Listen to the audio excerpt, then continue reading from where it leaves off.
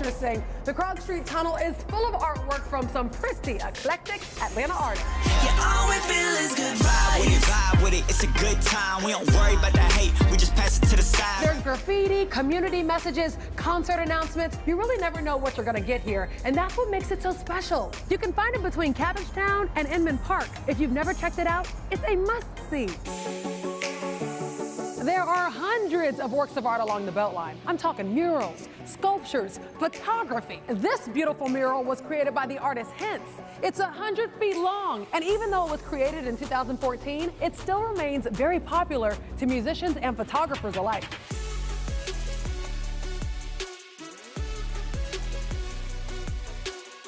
You can find it on the East Side Trail under Virginia Avenue.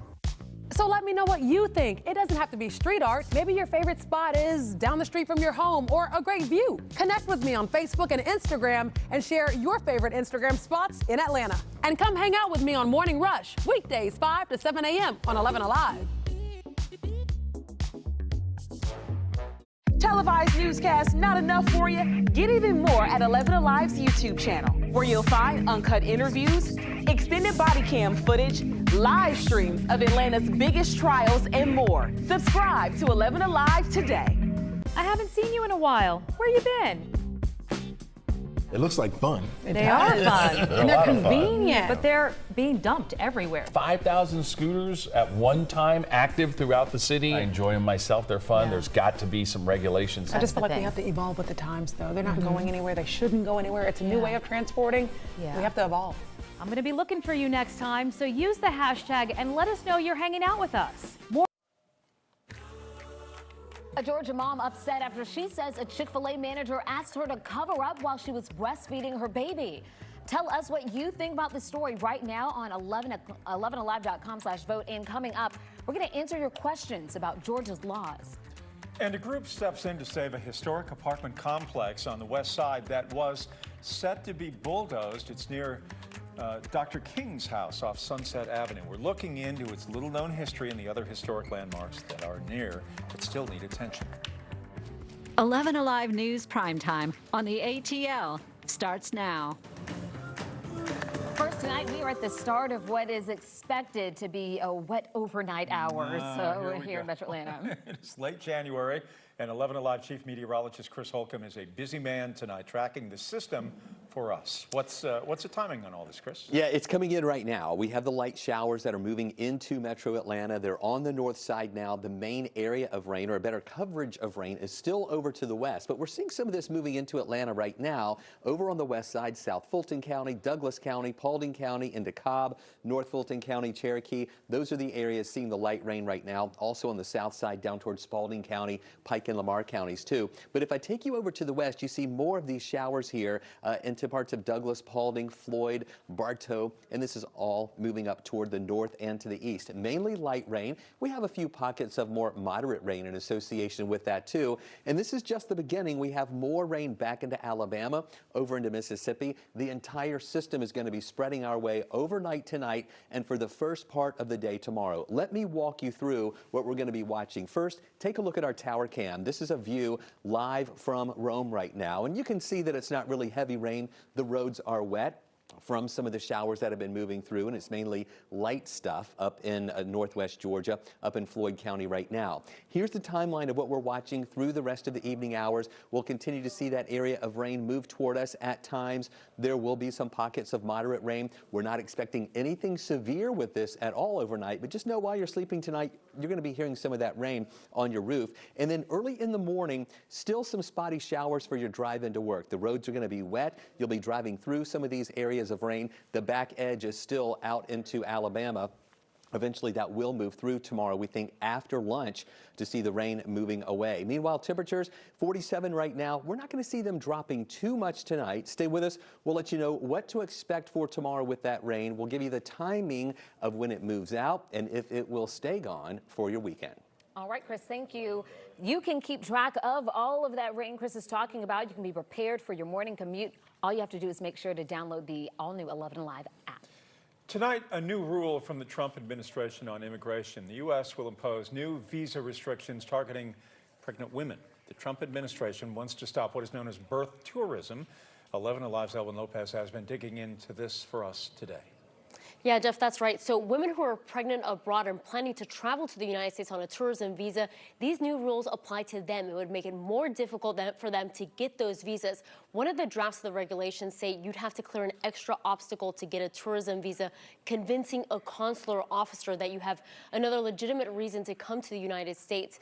As you know, anyone born in the United States is considered a citizen under the U.S. Constitution. This is known as birthright citizenship. Right now, consular officers aren't allowed to ask women whether they are pregnant or not in order to get a visa, but they'd have to determine whether the applicant is coming to the U.S. to give birth. So the question that now comes up is, how will they know whether a woman is pregnant or not? You know, a woman could have just had an abdominal surgery and she's very swollen. Maybe she's not coming to the United States to have any medical treatment whatsoever, but now she's got to meet this higher burden of proof that she's not coming to the United States to have baby or get other medical treatment. And this afternoon, the White House put out a statement regarding those restrictions, but did not go into any detail about how the State Department will be enforcing those. Just to say that this is to combat birth tourism. That's all the press release said. We know birth tourism, in which women come to the United States to give birth so that children can gain their citizenship, is a lucrative business here in the United States. I'll dig more into that part of the story coming up at 9. Oh, and thank you. Tonight, we are hearing for the first time from a police officer who was nearly killed when a driver hit his squad car. That story tops our speed feed. I'm lucky to be alive here. My wife, my kids, they didn't. Never expected something like that to happen. DeKalb County Officer Joseph Raskin says he was parked on I-20 near Flat Shoals with his lights on after a traffic stop back in December when a distracted driver hit him. He was hit so hard, in fact, it pushed him across 4 lanes of traffic. He had a concussion, hurt his back, and had to get stitches. 6 weeks later, he is still recovering. He's sharing his story this week to raise awareness about the state's Move Over law and to show the impact of when it does not, or when it's not followed. Deputies responded to a deadly crash in Forsyth County. It happened on Keith Bridge Road this afternoon.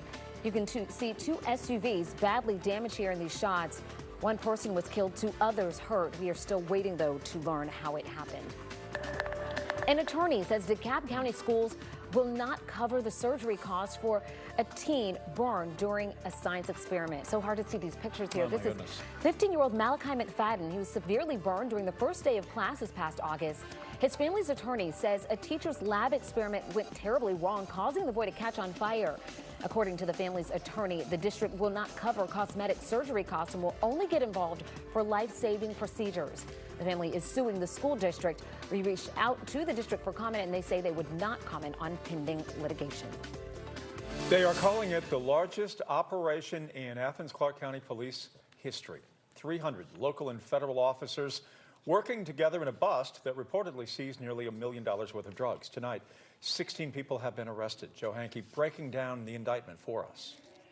All of them come with extensive records and are considered the most notorious and most violent folks that are operating here in Athens-Clarke County. Chief of Police Cleveland Spruill, in a press conference this afternoon, highlighted the arrest of 16 people during an investigation known as Operation Benchwarmers. On Tuesday, a federal judge unsealed an indictment charging all 16 with a long list of federal drug distribution charges, and many of them with illegal firearms charges. There is no room in Athens, Georgia for illegal guns, drugs, and gangs. And this Well, Charles Peeler, U.S. Attorney for the Middle District of Georgia, would not comment further at this time on any connection the 16 have to gang activity. He said the arrests make Athens-Clarke County a safer place to live. The distribution of drugs is inherently dangerous. And when you combine the distribution of drugs with possession of firearms, then it becomes even doubly dangerous. And so this is significant conduct. It is a danger to the community as alleged in the indictment. Still wanted as part of the indictment is 25-year-old Andrew Bravo Jimenez of Athens in Texas. Law enforcement during the operation seized 43 firearms, including 8 assault rifles, $84,000 in cash, and nearly $1 million in drugs, including more than 8 kilos of heroin, 4+ pounds of crystal meth, along with cocaine, marijuana, and pharmaceutical drugs. In the press conference, police confirmed the group arrested worked together, distributing drugs to all parts of the county. We believe they're being distributed throughout the Athens region, and that would include UGA students. Yes, sir. Police declined to give specifics of Rickshawn Willingham's exact role in allegedly distributing drugs, but in the federal indictment, he faces the most crimes, being named in 35 of the 39 drug and firearms counts. Willingham is the highest level, leader of that group. I wouldn't want to expand any further on that. Additional details about his involvement and his actions will come out as this case is prosecuted.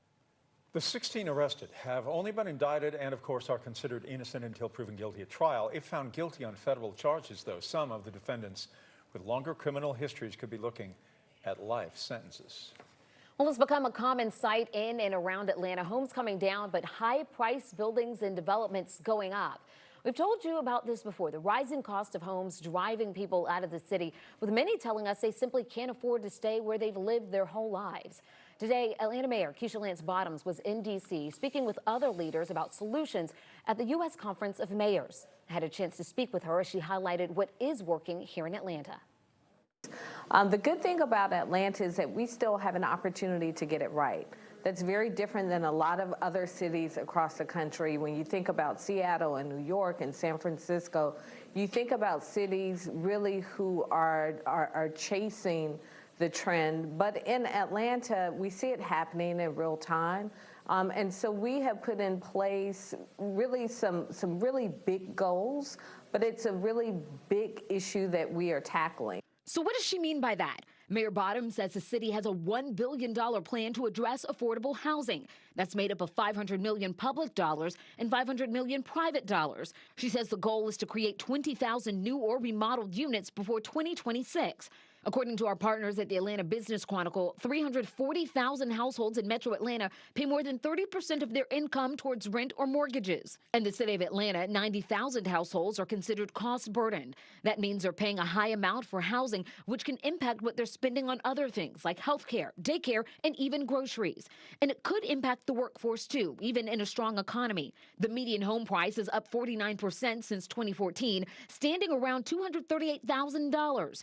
That's more than double the growth rate of a median family income. The National Association of Realtors suggests the high price of housing forces people to live further out. And if workers are commuting 45 minutes or more, companies looking to set up shop in Atlanta will notice.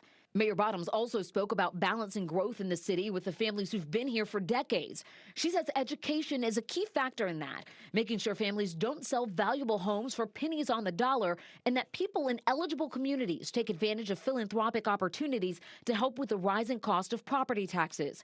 She says they'll continue to roll out innovative programs to address affordable housing. I also asked Mayor Bottoms about the impeachment trial, where former Vice President Joe Biden and his family are a main focus. And you might recall Mayor Bottoms has endorsed Joe Biden in his run for the White House. President Trump stands accused of trying to pressure Ukraine to open an investigation into the Biden family. Here's what she had to say. The thought that witnesses potentially will not be called in a trial really is not justice at all. It's just my hope that whatever happens with impeachment, that the good of the country will be top of mind for all of our elected officials, and I am very concerned that that's being lost. Day 2 of opening arguments underway in the impeachment trial of President Trump. This is a live look as Democrats make their case now. Diving into the first article of impeachment, abuse of power. During a break earlier today, White House attorney Jay Sekulow said the White House could use documents it withheld from the House last year as it argues the president's defense. And he continues to insist in the end the president will be acquitted. I think that we will defeat their case. I have no question that we will defeat their case. They're presenting it. We have not even begun. We'll start, looks like, probably Saturday at some point. And we're prepared to defend the president's case, both constitutionally, factually, and I'm confident that this president will be acquitted.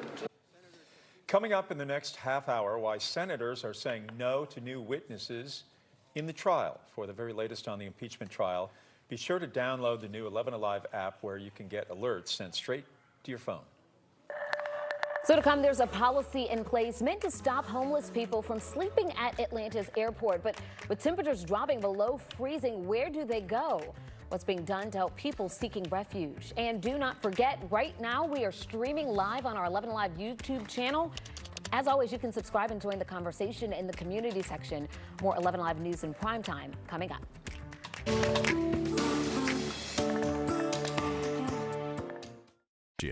I woke up at 2 in the morning to be here. Where were you? Once you allow it, right, then it sets you up for the entire week where you just have lost it. Like on a Sunday, it's like, oh, let's just order some Chinese food, and of course you wind up eating tons of that. And then on Monday, you're like, well, I got leftovers, I can't let it go to waste. Auntie wants to give you a plate to take home from the barbecue. Auntie! Auntie, don't invite me to the barbecue.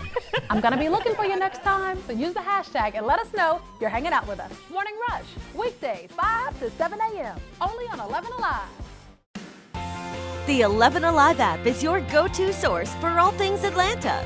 You hear what happened today? I'll tell you all about it. Breaking news the moment it happens. The boil water advisory. Hyper-local, accurate weather alert. You may want to grab that sweater, maybe even a coat. More stories to uncover. More videos to discover. He did it his way. Personalized for you.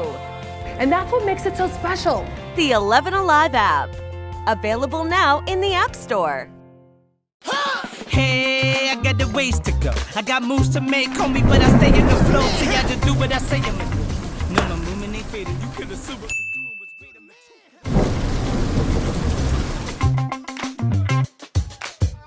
Oh, and so I was saying, there is always something filming here in Atlanta. From movies to TV shows, you name it. And so the A Scene keeps up with all of it for you. Casting calls, which big celebrities are in town, what's filming, and if it's in your neighborhood. It's like an inside scoop. Oh, nice. But you know, I really wish you would have told us we were filming this today. Ooh, did I not text you? All right.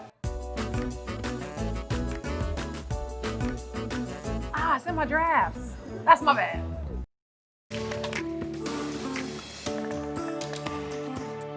Well, it is a subject that we all talk about here in Atlanta. We talk about it in this newsroom. I hear it no matter where I go around town. I see it, and certainly it is an issue that's talked about everywhere in the United States, no matter how big or how small a city. We're talking about homelessness, and the influx of homelessness in these cities is really staggering. We're seeing homeless people camped out along the interstate, 75, 85. I see some people along 400 for that matter. These are tents and sleeping bags everywhere around, shopping carts. It has not become just a simple case of a few people that are homeless. It has been a real wave that we've seen in the last couple of years. Yeah, and in addition to those places you mentioned, we've also noticed a large number of people who are homeless that are using the airport as a haven. That's despite a policy enacted 2 years ago aimed at stopping that. Well, our Bill Liz teamed up with photojournalists Jefferson Cochran and JoJo Johnson to get answers from the airport. You can blame it on the cold or in the summer on extreme heat, but scores of Atlanta's homeless are again spending their nights at Hartsfield-Jackson. An airport maintenance worker has dealt with it for years. You got about at least maybe 50 to 100 homeless people in just one area, and they sleeps all on the floors, they sleeps all on the chairs. The people that comes out here, the passenger don't have nowhere to sit. The journey for Atlanta's homeless starts right here at the MARTA station. They arrive on the last trains in the evening, and they're on the first trains in the morning back to downtown. Since April of 2018, just after the airport issued its overnight policy, Hope Atlanta, a nonprofit, says that they've met with almost 4,000 homeless at Hartsfield. They say 75% of them have been transported out of the airport, some to housing and shelters. Jeff Smythe is executive director of Hope Atlanta. He says he faces a major dilemma. It's very challenging. No dedicated places to take the airport homeless. I do think that specific beds and specific apartments, specific housing for our individuals at the airport would be very helpful. I think that having something dedicated is really necessary at this point. At one point in the past, we did have that dedicated space, but that dried up over time. And so, from Hartsfield's Director of Customer Engagement, Steve Mayers, comes assurances that the homeless, once identified, are being engaged, but they must respect their rights. So there are more questions being asked about, well, you know, what business you have in the airport, are you here to travel? And for those who we see repeatedly night after night, we are engaging with them from a we don't want to criminalize homelessness, but we want to engage them and, again, question within their rights. And Smythe and Mayers are working hand in hand to reduce and end the cycle of overnight homelessness at the airport. And they agree it speaks to the major greater issue of unsheltered homelessness, not only in Atlanta, but throughout the country. The 11Alive storm trackers are tracking some showers now. We'll continue tracking showers this evening and overnight and in the morning with this system that's pushing through even as we speak. And we zoomed in a little closer to Atlanta earlier. There wasn't a lot inside the perimeter. We've got just a couple little spots of light showers, but that main area of rain is just outside the perimeter here on the west side through parts of western Cobb County, moving into central Cobb. It's in Douglas County, South Fulton County, mainly light rain, a couple of pockets of moderate rain with that. And that's all going to be moving into Atlanta within the next 30 minutes or so. We're going to see these showers that'll be moving our way. We have additional showers on the north side as well, up around Rome, Calhoun, into Cartersville and Bartow County, moving into Cherokee County, and then even more activity back into Alabama. That's going to keep moving our way too. This activity here near Cleburne and Randolph County has a little more moderate rain shower activity with it. You can see that right there near Folsom. That'll be moving into Carrollton in just a little bit. Heard County, you'll see some more of that rain moving your way too. And that's not all. There's more rain out to the west. You can see it in Alabama. Some of this heavier in northwest Alabama, moving back into parts of Mississippi. That's right ahead of the actual front that's moving in. And I know you see a lot of red in there. That's indicating some heavier rain. We're not really seeing much in the form of thunderstorm activity with that. That's going to keep on moving through. We'll be feeling that earlier in the morning and into the afternoon before it all finally moves out. Here's another live look out there right now, and you can see how it looks down in Coweta County. I just showed you on radar some of those lighter showers that just moved through the area. The roads here in Coweta County, you can see that here and right over here. They are wet from some of those showers, but not really active heavy rain coming down there right now, just still a little bit of light rain, but more is going to be on the way. Now, the temperatures today held in the 40s. We got up to 48 degrees for our high temperature, and right now we're just 1 degree lower at 47. Unlike past nights, these temperatures aren't really going to fall that much more overnight. We may fall by just a few more degrees thanks to the moisture content in the air increasing, the cloud cover that we have around. We're going to see our temperatures pretty much just moving down to about 43 during the overnight hours as we have that rain around. And then in the early morning, 6, 8 o'clock in the morning, we'll be around 44 and 45. So no big time drops in those temperatures during the nighttime hours tonight. I think here in Atlanta, we'll be at 43 to start in the morning. We get up to 58 in the afternoon. We will see that rain early in the day, and we're thinking after lunch, we're going to watch that back edge through the afternoon hours move out of Atlanta and push over to the east. We may even see some sunshine breaking through before it goes down later in the day. Here's that rain tonight, and then with us early tomorrow morning. So for your drive into work in the morning, just know you're going to be driving on some wet roads, driving in and out of some of those rain showers. That back edge at 7 in the morning is still over into Alabama. That's going to sweep through our area and finally clear out later in the afternoon. This is at lunchtime when you'll see these showers around. Now, here's a look at our QR code. What I want you to do with your smartphone right now, open up the camera on your phone, point it at that QR code, and that will help you to download our 11Alive app. You'll need that over the next couple of days as we're tracking that rain move through. You can look at radar and see where those rain showers are coming in. And we think that after lunch, look at this, that back edge sweeps through. By 5 o'clock, it's going to be east of Athens and the Lake Oconee area and Eatonton, maybe even a little bit of sunshine coming through, and then that sets the stage for a dry weekend. We do think we'll see some sunshine mixing in with a few clouds at times for Saturday and Sunday. Lows in the 30s, highs in the lower 50s, mid-50s Monday with a quick moving system that'll give us just a low chance for some showers. Dry Tuesday, another system on Wednesday bringing us just a few showers, and then dry again on Thursday with high temperatures in the mid-50s for the middle of next week. All right, Chris, thank you.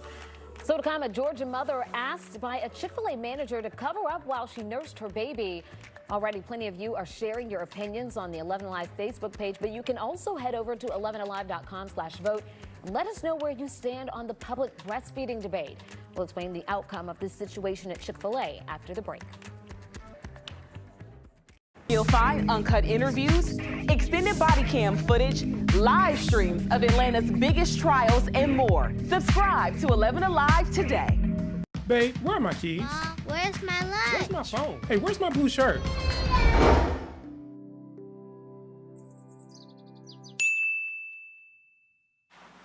Where's my pen? Have you seen it? Everybody has learned how to drive, so I'm going to go ahead and retire. It didn't last long. Crank up your morning rush with Crash Clark. Weekdays, 5 to 7 a.m. on 11Alive. Traffic brought to you by John Foy & Associates. I woke up at 2 in the morning to be here. Where were you? Once you allow it, right, then it sets you up for the entire week where you just have lost it. Like on a Sunday, it's like, oh, let's just order some Chinese food, and of course you wind up eating tons of that. And then on Monday, you're like, well, I got leftovers, I can't let it go to waste. Auntie wants to give you a plate to take home from the barbecue. Auntie. Auntie, don't invite me to the barbecue. I'm gonna be looking for you next time, so use the hashtag and let us know you're hanging out with us. Morning Rush, weekdays 5 to 7 a.m. only on 11Alive. The 11Alive app is your go-to source for all things Atlanta. You hear what happened today? I'll tell you all about it. Breaking news the moment it happens. The boil water advisory. Hyper-local, accurate weather alert. You may want to grab that sweater, maybe even a coat. More stories to uncover. More videos to discover. He did it his way. Personalized for you. And that's what makes it so special. The 11Alive app. Available now in the App Store. Hey, I got the ways to go. I got moves to make, homie, but I stay in the flow. See, I just do what I say I'm gonna do. No, my movement ain't fading. You could assume what you're doing was great.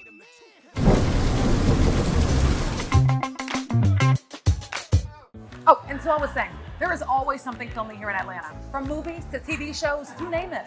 And so the A Scene keeps up with all of it for you. Casting calls, which big celebrities are in town, what's filming, and if it's in your neighborhood. It's like an inside scoop. Oh, nice. But you know, I really wish you would have told us we were filming this today. Ooh, did I not text you? All right. Ah, it's in my drafts. That's my bad.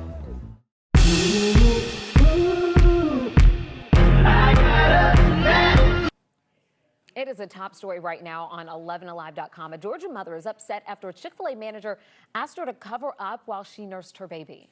So before we get into the story, we want you to know where you stand in the public broadcasting debate. We want to know right now. Go to 11alive.com/vote and tell us what you think. Samantha McIntosh posted about it on Facebook. She says she was feeding her daughter at a Chick-fil-A in Evans, Georgia, and that's near Augusta, when a manager asked her to cover up. She says the manager said someone had complained because other children were nearby. McIntosh says she told the manager she would just stop. But afterward, the more she thought about it, the more she was troubled, the more she was upset. McIntosh says she wasn't showing any of her skin, even had to turn her back to other people in the restaurant. She also says that other mothers nearby defended her, and they demanded the manager explain why they confronted her about it. The owner of the restaurant has apologized when our sister station in Augusta reached out for a comment. We posted the story to our 11Alive Facebook page. There is so much to talk about it. Gay says, feed on, mama. Don't let anyone force you to cover up. Breastfeeding is natural. She says, if you don't like it, don't look. But Tanya says there are a lot of things we do that are natural, but that doesn't make it appropriate to do them in public. She continues to say there are ways to nurse without putting oneself on public display. Let us what you know. Everybody has an opinion on this, male and female. And you can go to our Facebook page to get an overview to see what other people are saying as well as what you're saying. Yeah. Another story impacting a mother in Georgia. A teacher's complained to a radio station about not being allowed to pump breast milk during her planning period inspired a state lawmaker to take some action. Yeah, State Senator Zara Karen Sack, who represents Gwinnett County, heard about this story, realized that there wasn't a law here in Georgia's books, and decided she wanted to change that. That story first publicized on the Burt Show in Atlanta, a radio show there. The teacher said her male boss told her to delay pumping until after work because he felt doing it during her planning period would make her less productive. So here's what the senator is proposing: a required paid break to pump milk. Also, a room other than the bathroom where educators can pump. The legislation specifies moms don't get extra breaks for this, just that they can use their breaks to pump if they want to. The senator emailed 11Alive News today and told us the bill has not yet been introduced, but once it is, it has to pass the House, the Senate, and be approved by the governor before it would become law. So let's get back to our poll. We've had plenty of time this evening for you to weigh in on this very hot debate. We hear about this so many times. Right now, it looks like 28% of you say that moms should cover up. About 44% say that moms should do what they want. And about 28% say they don't have an opinion because they're not a mom. Oh, I think you can have an opinion if you're not a mom. For those of us that have fathered children. My goodness, I think we all have thoughts and observations about this, and I think they matter. So Yeah, a lot I'm of throwing folks that do. out, Jennifer. I'm throwing that one out. Everybody gets an opinion on this one. Go to 11alive.com/vote, and we will update our results in the 9 o'clock hour. As the opioid crisis continues to spiral in the United States, young people are suffering. We will take you behind the headline to a little-known place in Georgia helping teen boys who are struggling with addiction get back on their feet. You connect with me on Facebook and Instagram and share your favorite Instagram spots in Atlanta. And come hang out with me on Morning Rush, weekdays 5 to 7 a.m. on 11Alive. Televised newscasts not enough for you? Get even more at 11Alive's YouTube channel, where you'll find uncut interviews, extended body cam footage, live streams of Atlanta's biggest trials, and more. Subscribe to 11Alive today. I haven't seen you in a while. Where you been? It looks like fun. They are fun. And they're convenient. But they're being dumped everywhere. 5,000 scooters at one time active throughout the city. I enjoy them myself. They're fun. There's got to be some regulations. I just feel like we have to evolve with the times, though. They're not going anywhere. They shouldn't go anywhere. It's a new way of transporting. We have to evolve. I'm going to be looking for you next time, so use the hashtag and let us know you're hanging out with us. Morning Rush, weekdays 5 to 7 a.m. You see them all day, every day. Headlines, stats, and numbers, but without context, they're just clickbait. So let's add some perspective. The 3 most interesting numbers of the day, what they mean, and why they're important. News and numbers on Up Late. What's the best part about Your voice, it is never too loud or too much. Your voice has the power to tell it like it is. Bringing us together to act. Together, our voices grow. Together, we come alive, amplifying voices and breaking down barriers to change the story and shape the future. Together, we are unstoppable. Together, we are where Atlanta speaks.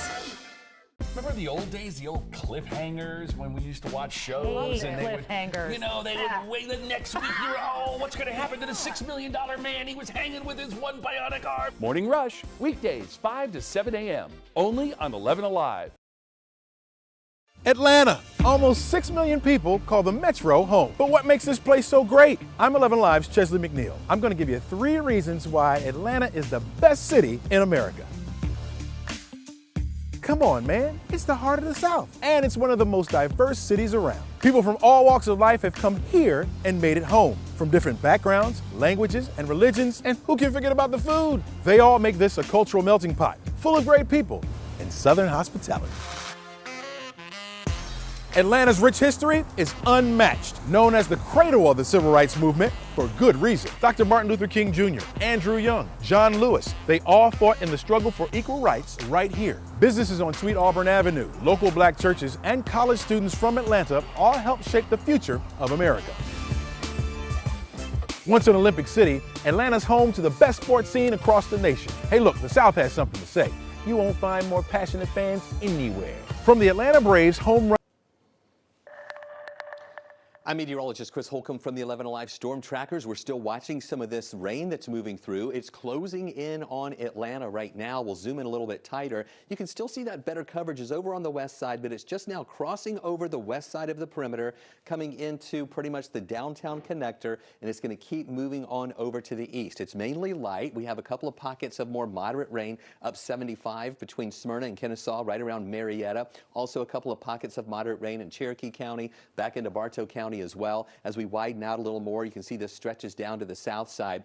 More moderate rain is over into parts of Alabama as well, in Randolph and Cleveland County. We have some pockets of heavier rain near Folsom. That's going to move up into parts of Carroll County, also into Haralson County too. Now, if you're over in Athens right now, it is dry for you right now. However, this rain is going to be coming your way within the next couple of hours, so just expect some light rain moving in, and it's going to be pretty showery during the overnight hours as well, because more of this rain is going to keep moving on through. You can see this in Alabama, northwest Alabama, some of that heavier rain trailing back into Mississippi. So it's going to be with us for a while. So let's take a look at what we're watching with our forecast track as we go through the rest of the evening hours and overnight. We'll see generally light stuff. You see a lot of the green there, but then some of the yellows and oranges indicating that more moderate rain is also going to be moving through. Most of this is going to be happening while you're sleeping tonight. This is around midnight, and then 2 in the morning, still some of these showers around. But when you're getting up and driving into work tomorrow, there will be some showers around. You'll be driving on wet roads, in and out of some of those lighter showers. The back edge of this rain is still going to be moving just into West Georgia between 9 and 10 o'clock. It's still going to be over us at lunchtime in Atlanta, but it's after lunch when the back edge moves on over to the east, and we'll actually watch the rain end in the afternoon and even have a little bit of sunshine trying to break through before it sets tomorrow night. Stay with us. We'll tell you more about the timing of this system exiting and if it's going to stay gone for your weekend, and if it'll stay dry. We'll talk more about that coming up. So to keep track of the rain so you can be prepared for your morning commute to school, work, wherever you may be going, make sure you download the 11Alive app. It's free. It's a really good thing.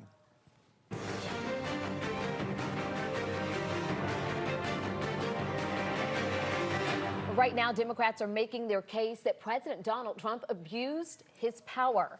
It's the second day of opening statements for the House managers who are serving as prosecutors in the president's impeachment trial. Democrats aggressively countering defense arguments that the president's actions are not impeachable. NBC's Alice Barr has the latest now from Washington.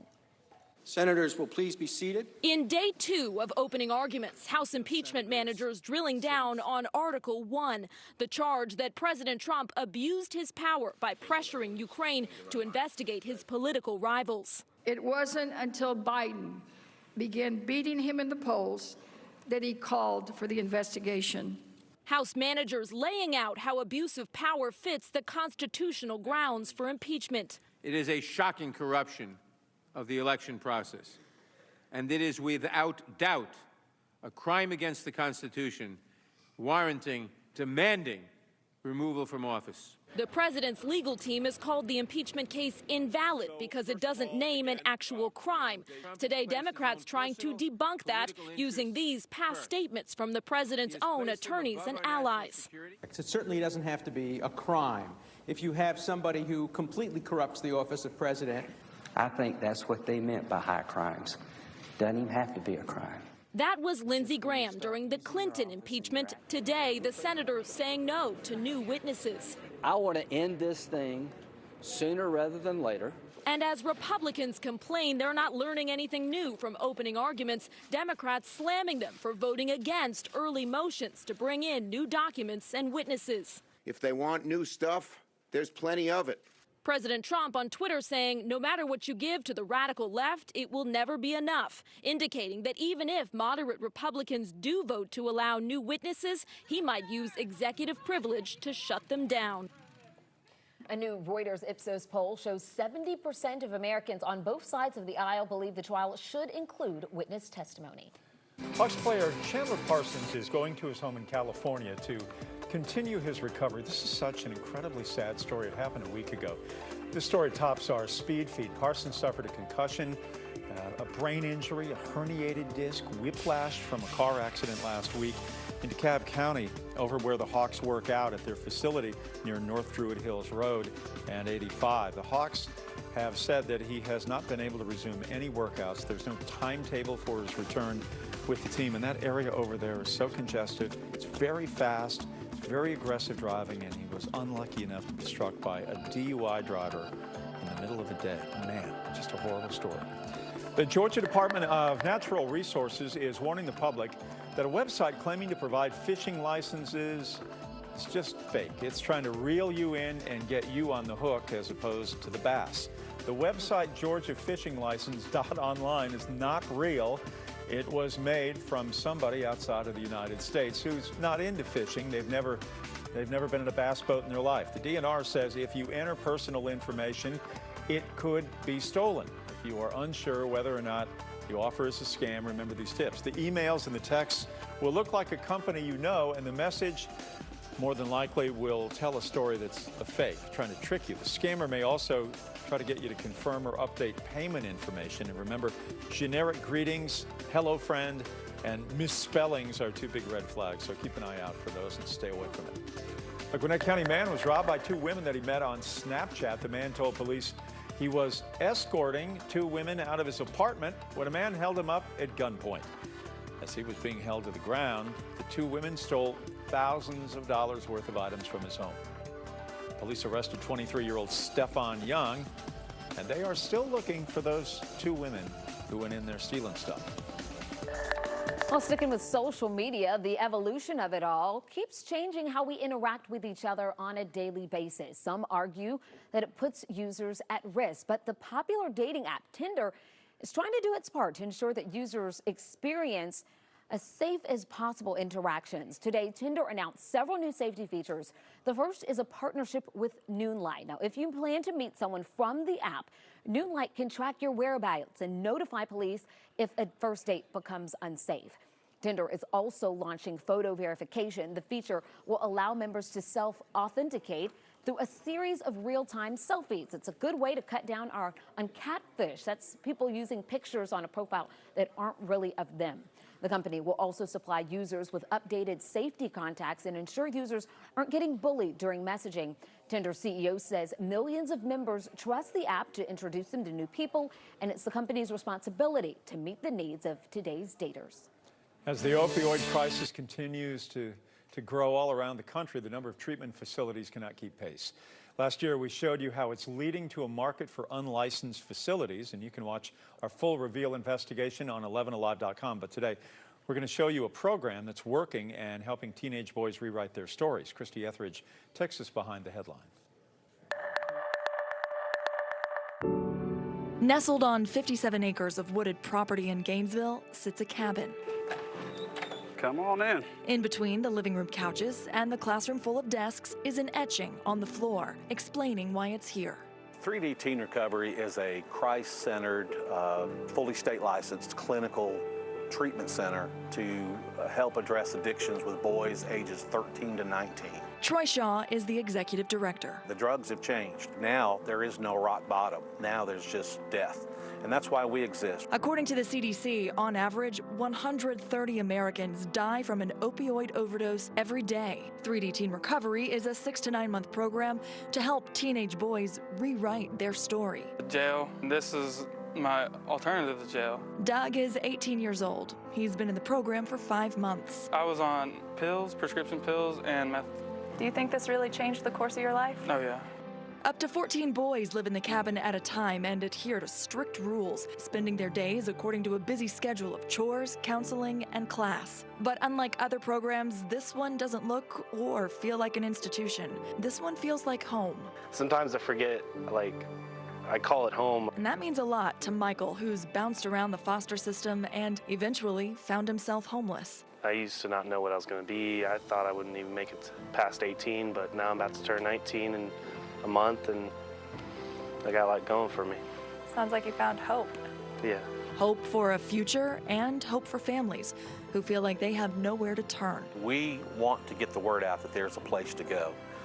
There's nothing worse than having a crisis and not knowing how to handle it. The need keeps growing. Troy says they can barely stay ahead of it, and they're working to build more cabins, hope to eventually set up a place for teenage girls as well. Would you risk your privacy for overall safety? The new facial recognition technology the Atlanta Police Department is using to catch criminals.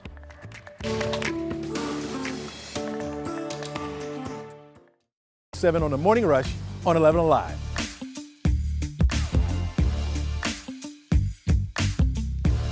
Televised newscasts not enough for you? Get even more at 11Alive's YouTube channel, where you'll find uncut interviews, extended body cam footage, live streams of Atlanta's biggest trials, and more. Subscribe to 11Alive today. Babe, where are my keys? Where's my lunch? Where's my phone? Hey, where's my blue shirt?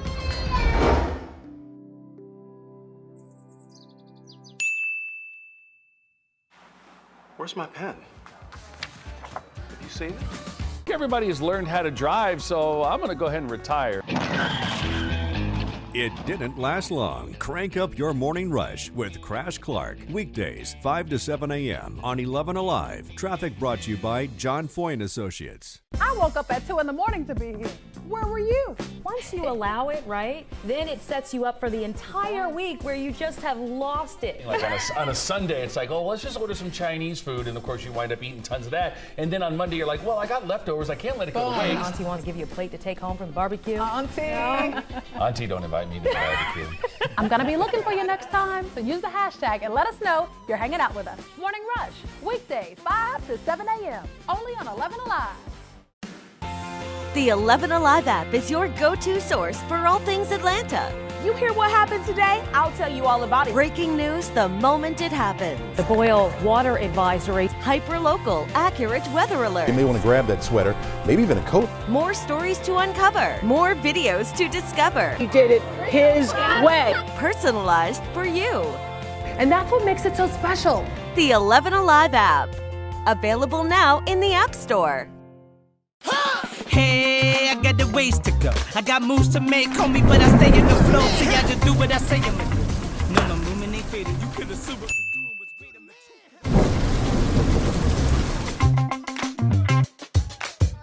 Oh, and so I was saying, there is always something filming here in Atlanta. From movies to TV shows, you name it. And so the A Scene keeps up with all of it for you. Casting calls, which big celebrities are in town, what's filming, and if it's in your neighborhood. It's like an inside scoop. Oh, nice. But you know, I really wish you would have told us we were filming this today. Ooh, did I not text you? All right. Ah, it's in my drafts. That's my bad.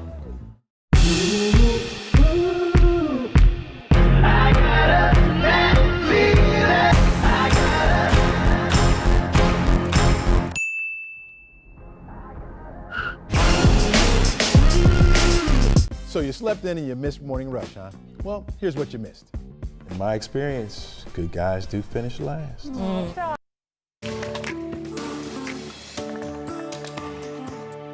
It's a groundbreaking technology that can easily solve crimes and also end privacy as we know it. The Atlanta Police Department is one of the few departments in the country using what some experts say is the most powerful facial recognition technology on the market. Ryan Kruger shows us how selfies could solve crimes. Like any tech-savvy selfie taker, Ava Chevelle is well aware of the privacy concerns that comes with social media. I'm not too worried just because I feel like I'm not posting anything that is like totally out of hand. But now the police department in her very own city is using a controversial new facial recognition technology that can instantly find out everything about her.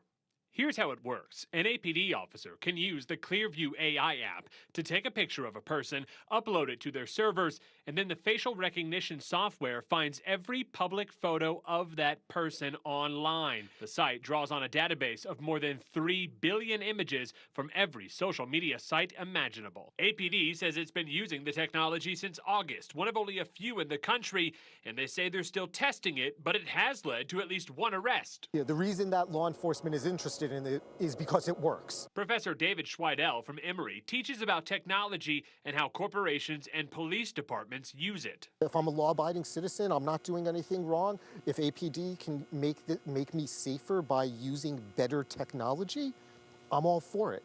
If I put on kind of my suspicious citizen hat of where do we draw the lines? Well, Clearview has not responded, but on the company's website, they say they only take public photos, not private ones. APD told 11Alive they understand the privacy concerns and that they have strict rules about using the app.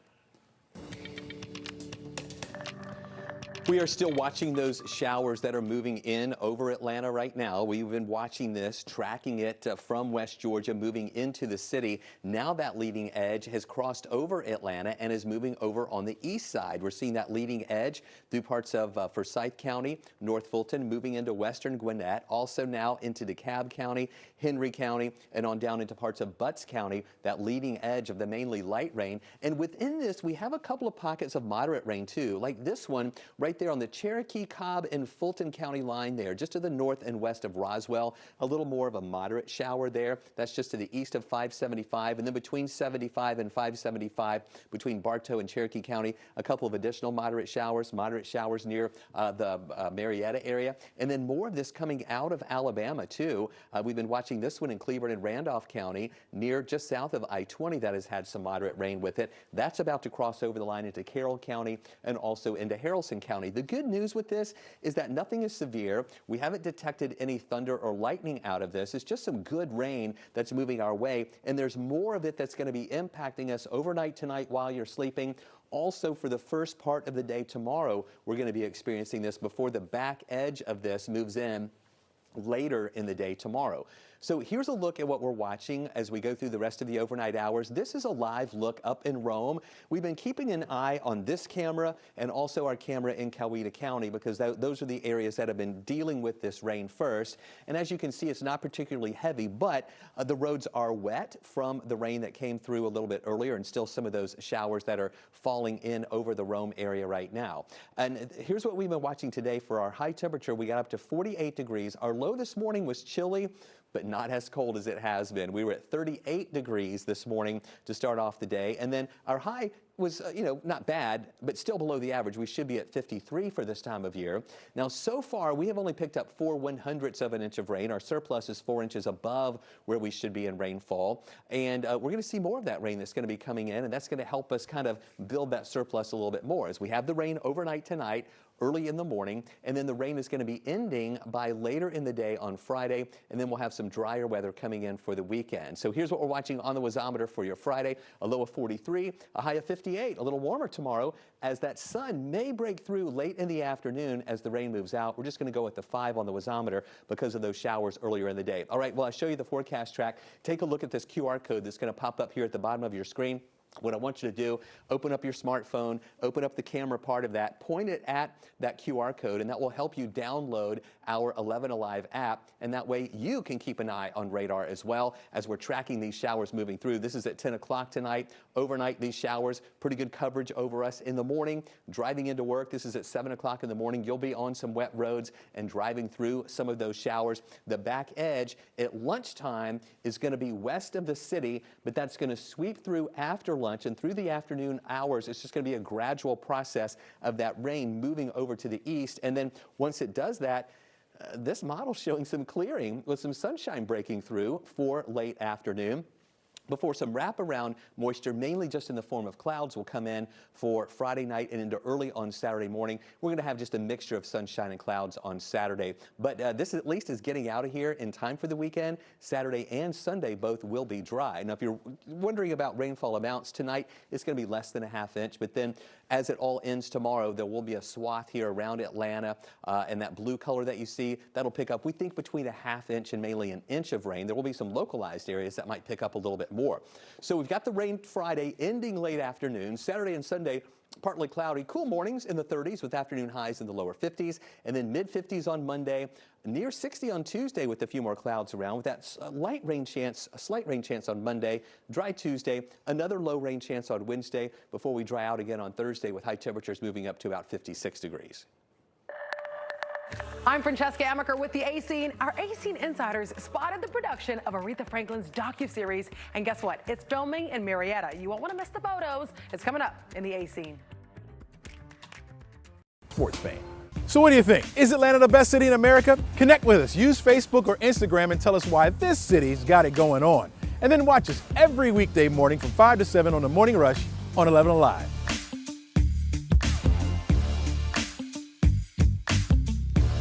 Televised newscasts not enough for you? Get even more at 11Alive's YouTube channel, where you'll find uncut interviews, extended body cam footage, live streams of Atlanta's biggest trials, and more. Subscribe to 11Alive today. Babe, where are my keys? Where's my lunch? Where's my phone? Hey, where's my blue shirt?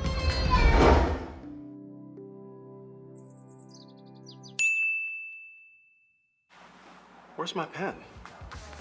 Have you seen it? Everybody has learned how to drive, so I'm going to go ahead and retire. It didn't last long. Crank up your morning rush with Crash Clark. Weekdays, 5 to 7 a.m. on 11Alive. Traffic brought to you by John Foy & Associates. I woke up at 2 in the morning to be here.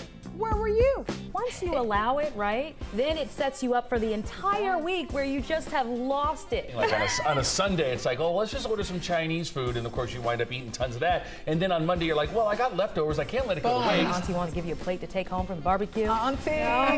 Auntie, don't invite me to the barbecue. I'm gonna be looking for you next time, so use the hashtag and let us know you're hanging out with us. Morning Rush, weekdays, 5 to 7 a.m. Only on 11Alive. The 11Alive app is your go-to source for all things Atlanta. You hear what happened today? I'll tell you all about it. Breaking news the moment it happens. The boil water advisory. Hyper-local, accurate weather alert. You may want to grab that sweater, maybe even a coat. More stories to uncover. More videos to discover. He did it his way. Personalized for you. And that's what makes it so special. The 11Alive app. Available now in the App Store. Hey, I got the ways to go. I got moves to make, homie, but I stay in the flow. See, I just do what I say I'ma do. No, my movement ain't faded. You could assume it.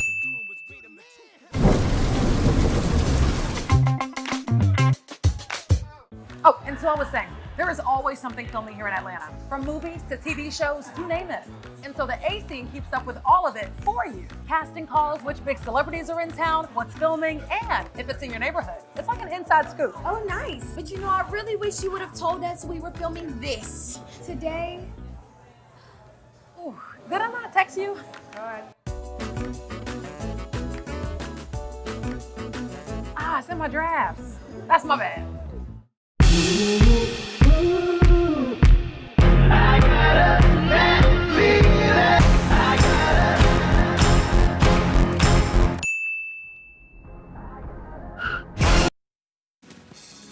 All right, folks.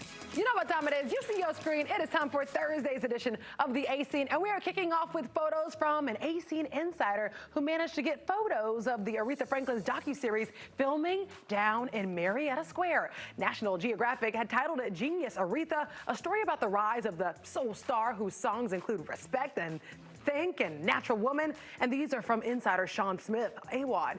He actually spotted crews from his car in Marietta Square. It appears they're filming at a church there using the production sign AF. And Deadline reports Cynthia Erivo will actually appear as Franklin, and Queen Sugar actor Omar J. Dorsey will be in it as well. Stephen Norfleet from HBO's Watchmen and Pauletta Washington from She's Gotta Have It will also make an appearance. And finally, a sad update on the Georgia-filmed HBO series Watchmen, the political drama starring Regina King.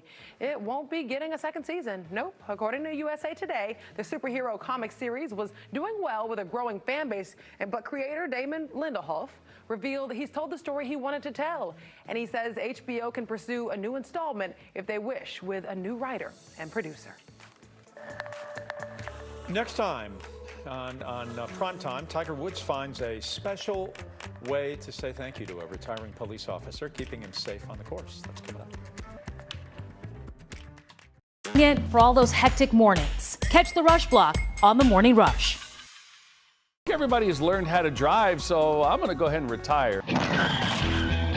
It didn't last long. Crank up your morning rush with Crash Clark. Weekdays, 5 to 7 a.m. on 11Alive. Traffic brought to you by John Foy & Associates. Atlanta is filled with great photo spots. And of course, I would know because this is my hometown. I'm 11Alive's Francesca Amaker, and I'm about to show you my picks for the 3 best Instagram spots in Atlanta. The OUTKAST mural is one of Atlanta's newest hotspots. Created by the artist Jex, people flock from all over the world just to get a shot of these 2 hip-hop legends.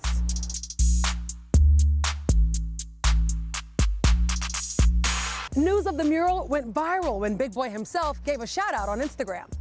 You can find it tucked away in a back parking lot in Little 5 Points. An Atlanta icon, ever-changing, always interesting. The Krog Street Tunnel is full of artwork from some pretty eclectic Atlanta artists. Yeah, all we feel is good vibes. We vibe with it, it's a good time. We don't worry about the hate, we just pass it to the side. There's graffiti, community messages, concert announcements. You really never know what you're gonna get here, and that's what makes it so special. You can find it between Cabbagetown and Inman Park. If you've never checked it out, it's a must-see. There are hundreds of works of art along the Beltline. I'm talking murals, sculptures, photography. This beautiful mural was created by the artist Hence. It's 100 feet long, and even though it was created in 2014, it still remains very popular to musicians and photographers alike.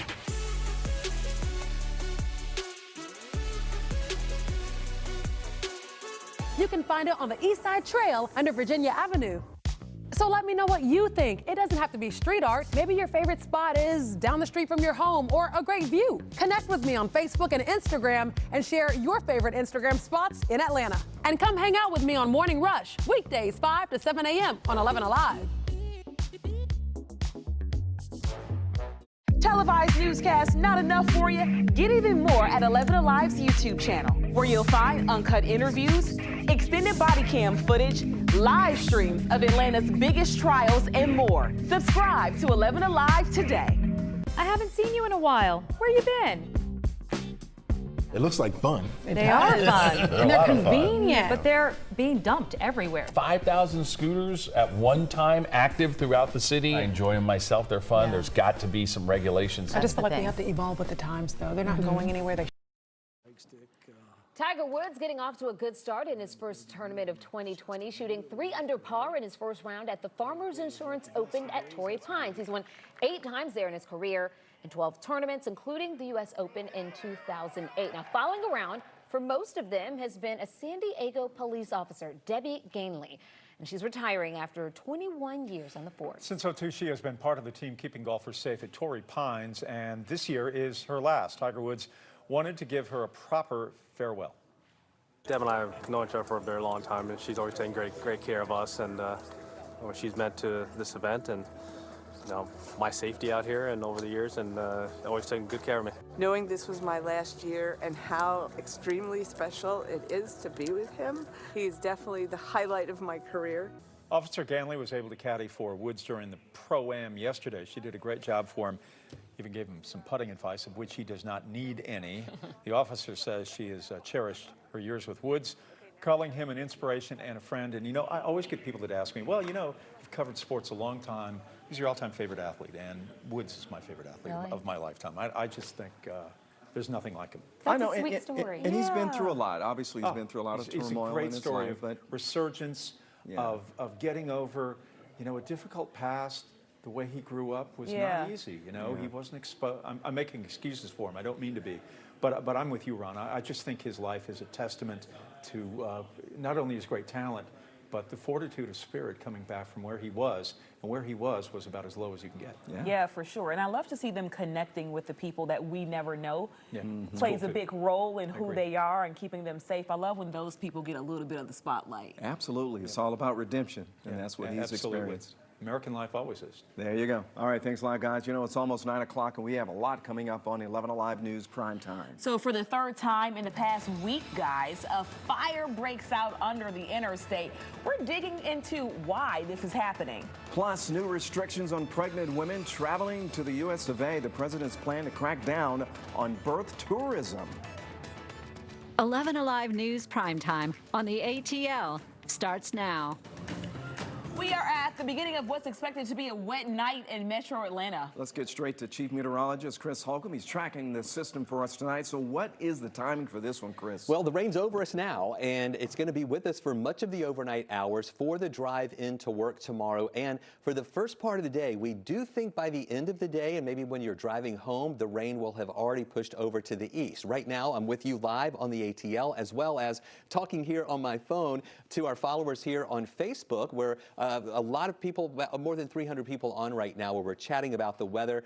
Amy Greason says we need a snow day. A lot of folks are asking for snow. We're not going to get it with this system because our temperatures are well above freezing right now. We're in the 40s, but we have this rain that's moving in. In fact, we'll track it for you, and you can see that this is now over Atlanta, this first wave right here of mainly light rain. But look at this on the north side here through the northeastern parts of Cobb County, North Fulton, into parts of Cherokee, moving into Forsyth County. We have a little bit of moderate rain that's coming through. That's about to close in on the rest of North Fulton County. More showers back into West Georgia. That's all going to continue moving through our area and into our direction, and we'll watch this moderate bit right here that's going to move over Lake Lanier in just a little bit as well. I'm going to widen out a little bit more to show you this is just the beginning. We have more of this rain back into Alabama and into parts of Mississippi as well, so it's going to take a while for all of this that's going to be moving our way during the overnight hours. I want you to take a look at this. This is a live camera that we have right now out in Rome, where you can see the wet roads, some of the lighter showers that have moved through the Rome area a little bit earlier.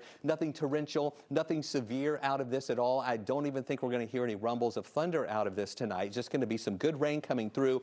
Here's the timeline. By 10 o'clock, more waves of rain coming in from the west. That will pass through Atlanta while a lot of you are sleeping tonight through the overnight hours. This is at 2 in the morning.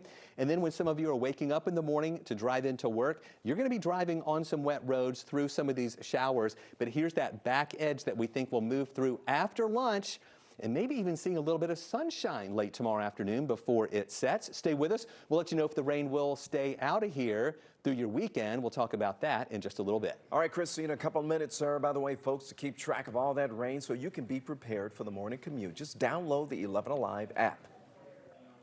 Tonight, a new rule from the Trump administration on immigration. The U.S. will impose new visa restrictions targeting pregnant women. The Trump administration wants to stop what's known as, quote, birth tourism.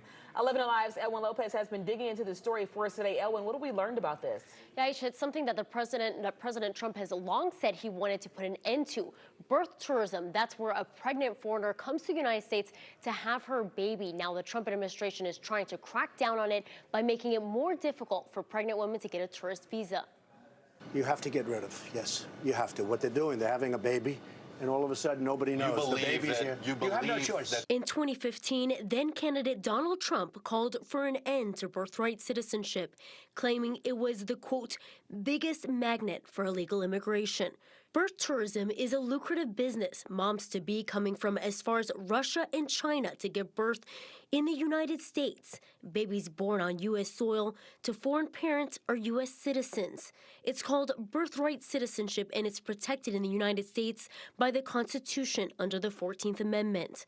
Immigration attorney Mary Lynn Tedesco says the new rules heightens the burden for all women to prove they are traveling to the United States for tourism purposes and not for birth tourism. So if it's because you're coming to visit your cousins or you're going to visit a school, you've got to have that documentation up front. But it certainly makes the process more cumbersome than it already is. Right now, consular officials don't ask women whether they are pregnant or not when they apply for a tourist visa. So the big question here is, how will they know someone is coming to the United States to give birth? I mean, a woman could have just had an abdominal surgery and she's very swollen. Maybe she's not coming to the United States to have any medical treatment whatsoever, but now she's got to meet this higher burden of proof that she's not coming to the United States to have baby or get other medical treatment. Now, birth tourism is a ludicrous business where women pay up to $80,000 to come here and give birth. Now, the White House release didn't specify the rules to these new restrictions, guys. Thanks a lot, Elwin. You know, it looked like it was destined to be torn down. There it is. But an apartment building with a lot of history in Atlanta will be preserved. The West Side Future Fund, it's a nonprofit organization, is going to step in to try to save it. And it is the childhood home of Atlanta's first African-American mayor, Maynard Jackson. 11Alive's Doug Richards has more on how they plan to save it and how it nearly disappeared. This building has been vacant for years, and it was this close to getting demolished when some old-timers in the neighborhood pointed out its link to some important Atlanta history. At first blush, the apartment building is remarkable only for the durability of its brick and metal superstructure.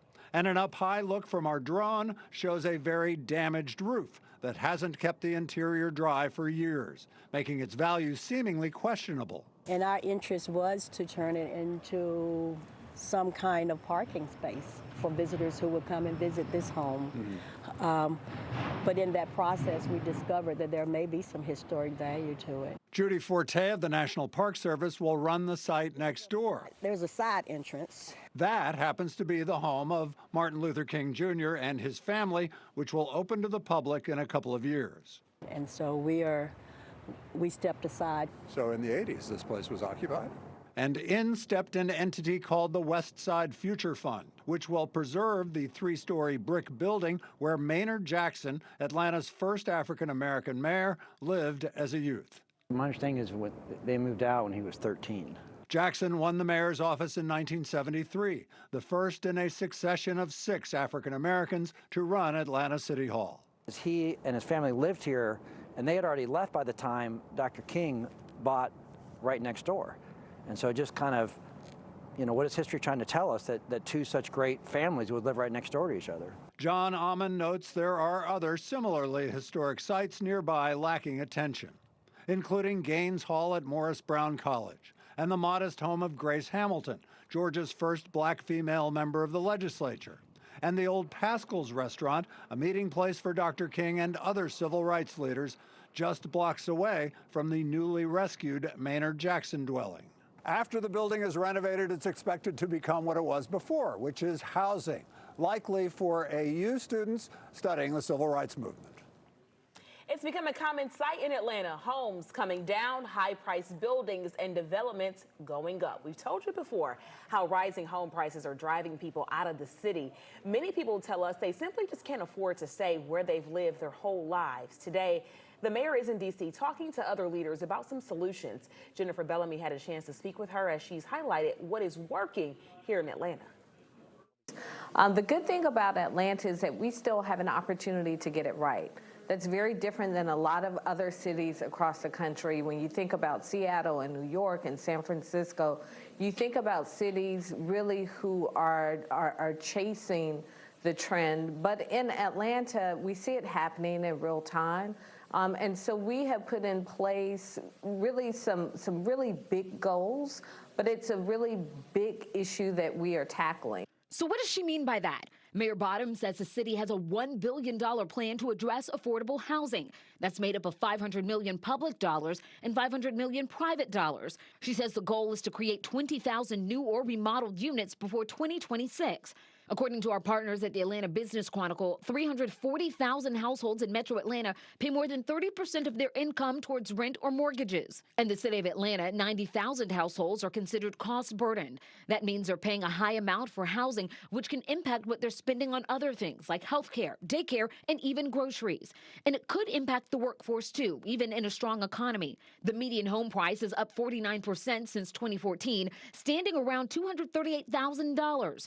That's more than double the growth rate of a median family income. The National Association of Realtors suggests the high price of housing forces people to live further out. And if workers are commuting 45 minutes or more, companies looking to set up shop in Atlanta will notice.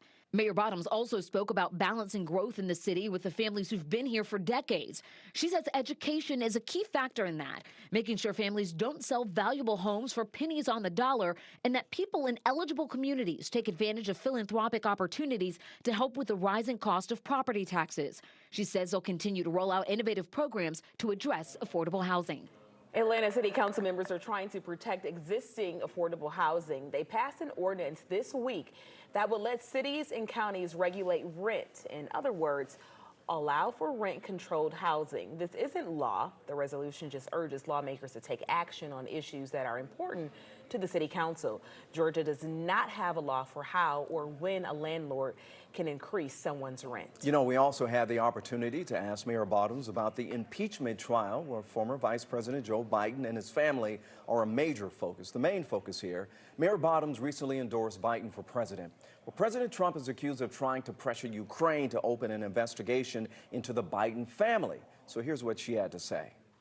The thought that witnesses potentially will not be called in a trial really is not justice at all. It's just my hope that whatever happens with impeachment, that the good of the country will be top of mind for all of our elected officials, and I am very concerned that that's being lost.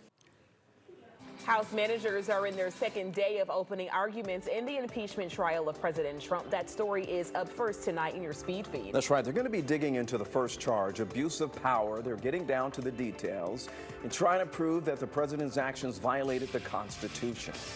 The president's conduct is wrong. It is illegal. It is dangerous. You can think of these as the ABCs of high crimes and misdemeanors: abuse, betrayal, and corruption. Senators. Now, we probably will not hear opening arguments from the president's defense team until Saturday.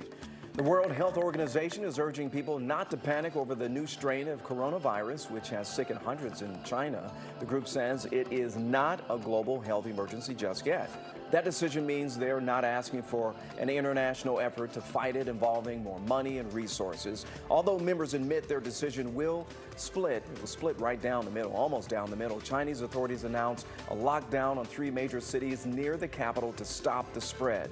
So far, 17 people in China have died, and we've seen 1 case in the US of A in Washington state. UPS will train all of its drivers to spot and report signs of human trafficking. It's partnering with a group called Truckers Against Trafficking. It has a traveling educational exhibit that gives examples of simple steps those drivers can take if they see something suspicious. Today, many Atlanta-based drivers got a look inside. The efforts are kicking off here, but soon the training is going nationwide. All right, still to come on Primetime, another fire breaks out under Interstate 85 in Atlanta. How this latest one started. And Chief Meteorologist Chris Holcomb is live right now on Facebook taking your weather questions. You can join in now on the conversation. Just hit up his Facebook page. We're going to catch up with him later after the break.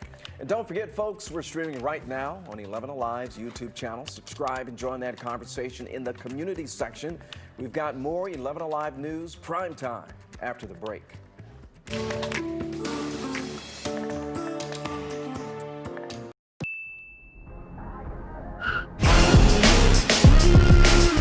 So you slept in and you missed Morning Rush, huh? Well, here's what you missed. In my experience, good guys do finish last. I consider myself a nice guy. I've got the most beautiful woman in the world in my eyes. You're a nice guy too, Yeah. Jeff. I'm saying in my experience, when growing up, good guys didn't finish last. Somebody broke his heart somewhere along the line. We're here every weekday morning, so come on, hang out with us. Morning Rush, weekdays, 5 to 7 a.m., only on 11Alive. Televised newscasts not enough for you? Get even more at 11Alive's YouTube channel, where you'll find uncut interviews, extended body cam footage, live streams of Atlanta's biggest trials, and more. Subscribe to 11Alive today. You didn't get my text? The whole crew got together for coffee this morning. I'm learning the taste of water because I'm sugary. Yeah. Right. About that. Reward would be Slimming down. Okay. Yes. Yeah, Okay. a little water in my cup. And beautiful skin. You know, even more beautiful skin, you know, when it's all hydrated and everything else. I'm not going to be able to sit next to you in a few months. Don't drink your morning coffee alone. Have it with us. Morning Rush, weekdays, 5 to 7 a.m., only on 11Alive. Some mornings, what you want isn't what you have time for. And that's why there's the Rush Blog, the biggest news of the day in 5 minutes or less. Quick and convenient for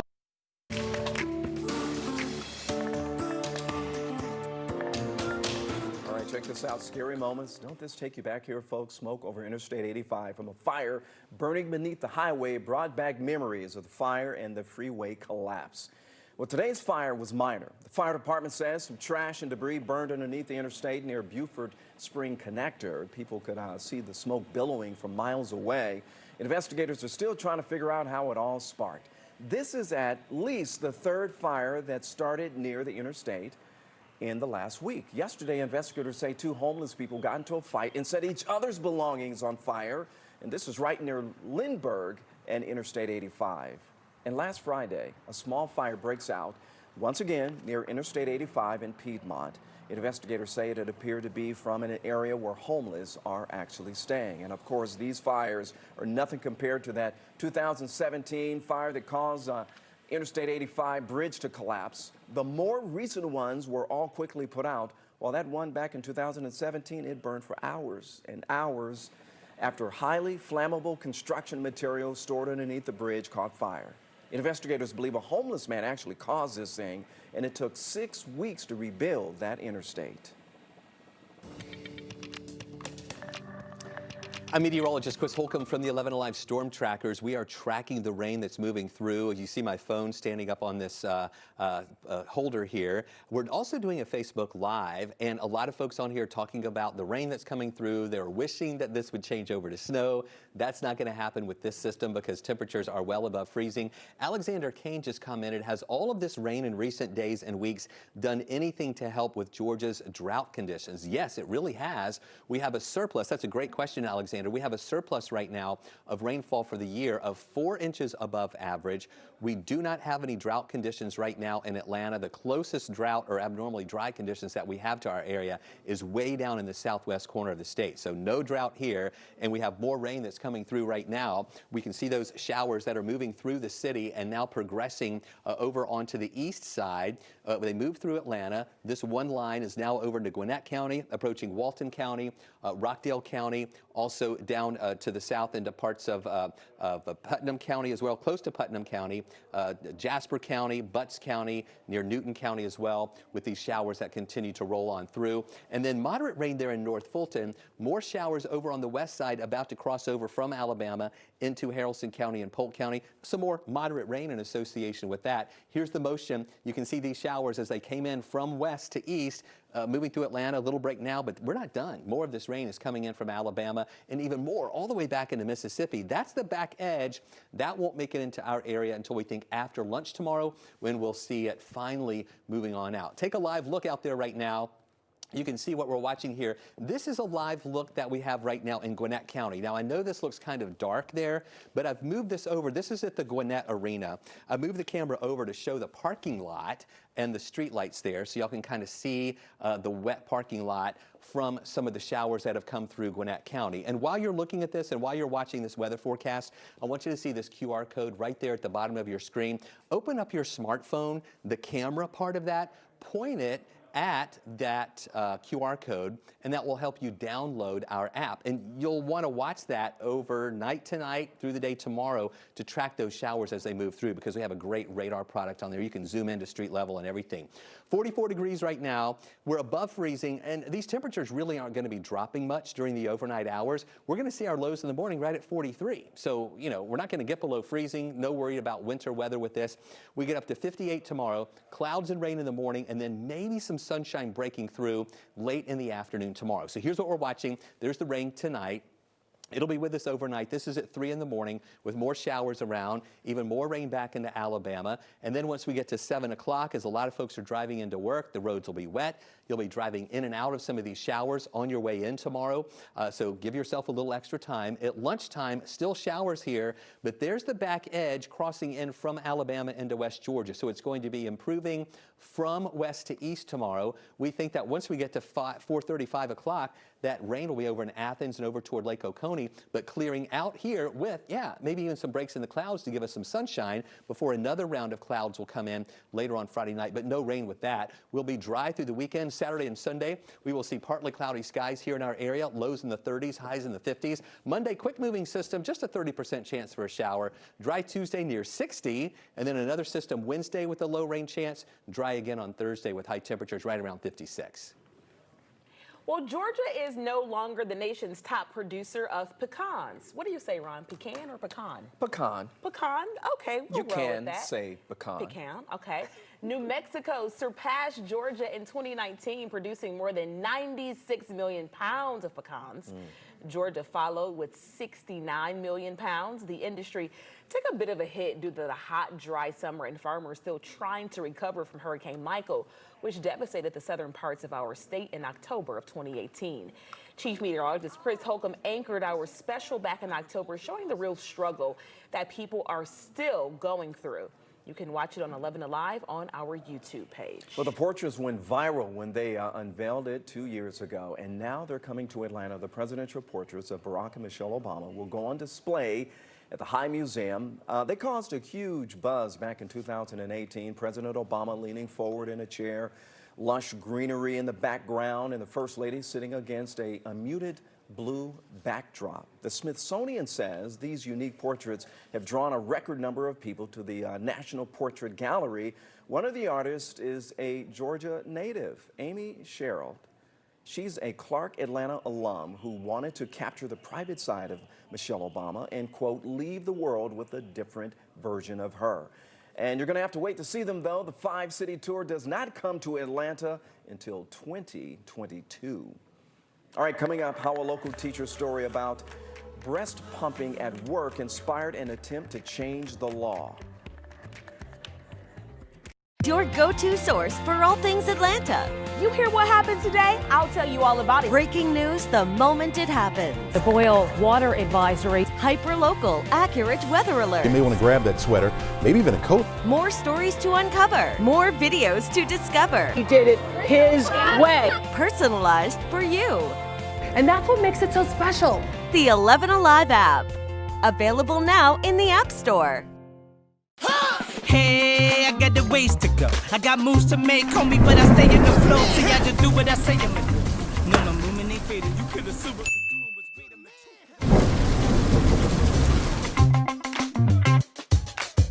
Oh, and so I was saying, there is always something filming here in Atlanta. From movies to TV shows, you name it. And so the A scene keeps up with all of it for you. Casting calls, which big celebrities are in town, what's filming, and if it's in your neighborhood. It's like an inside scoop. Oh, nice. But you know, I really wish you would have told us we were filming this today. Ooh, did I not text you? All right. Ah, it's in my drafts. That's my bad.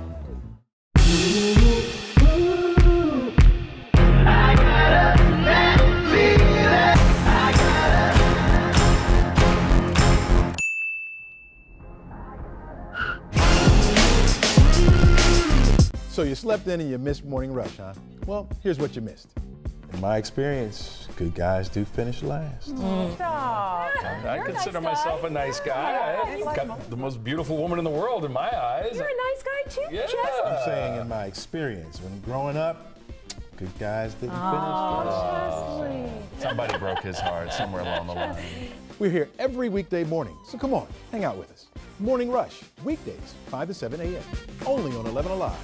Televised newscasts not enough for you? Get even more at 11Alive's YouTube channel, where you'll find uncut interviews, extended body cam footage, live streams of Atlanta's biggest trials, and more. Subscribe to 11Alive today. You didn't get my text? The whole crew got together for coffee this morning. I'm learning the taste of water because I'm sugary. Yeah, right. About that. Well, reward would be Slimming down. Okay. Yes, yeah, okay. yeah, a little water in my yes. cup. And beautiful skin. Well, You know, that even too. more beautiful skin. Okay, so this is our top story on 11alive.com right now. A Georgia mother is really upset after a Chick-fil-A manager asked her to cover up while she was nursing her baby. Before we get into that story, though, we want to know, where do you stand in the public breastfeeding debate? Head to 11alive.com/vote and tell us what you think. All right, so Samantha McIntosh posted about it on Facebook. She says she was feeding her daughter at a Chick-fil-A in Evans, Georgia, when a manager asked her to cover up. She says the manager said someone had complained because of other children nearby. McIntosh says she told the manager she would just stop, but afterward, the more she thought about it, the more she got upset. McIntosh says she wasn't showing any skin, even had her back to other people in the restaurant. She also says other mothers nearby defended her. They demanded managers explain why they confronted her about it. The owner of the restaurant apologized when our sister station in Augusta reached out. We posted this story to our 11Alive Facebook page. Gay says, "Feed on, mama. Don't let anyone force you to cover up. Breastfeeding is natural." She says, if you don't like it, don't look. But Tanya says there are a lot of things we do that are natural, but that doesn't make it appropriate to do them in public. She continues to say that there are ways to nurse without putting oneself on public display. This is always a big debate, guys. We want to really hear what you think about this one, so go ahead and drop a line on our Facebook page under that post. Another story affecting a mom in Georgia, Ron. A teacher's complaint to a radio station about not being allowed to pump breast milk during her planning period inspired a state lawmaker to take action. That's right. We're talking about State Senator Karen Shack. She represents Gwinnett County. She heard about the story, realized this was not against Georgia's current laws, and decided to change all of that. The story was first publicized on The Burt Show in Atlanta.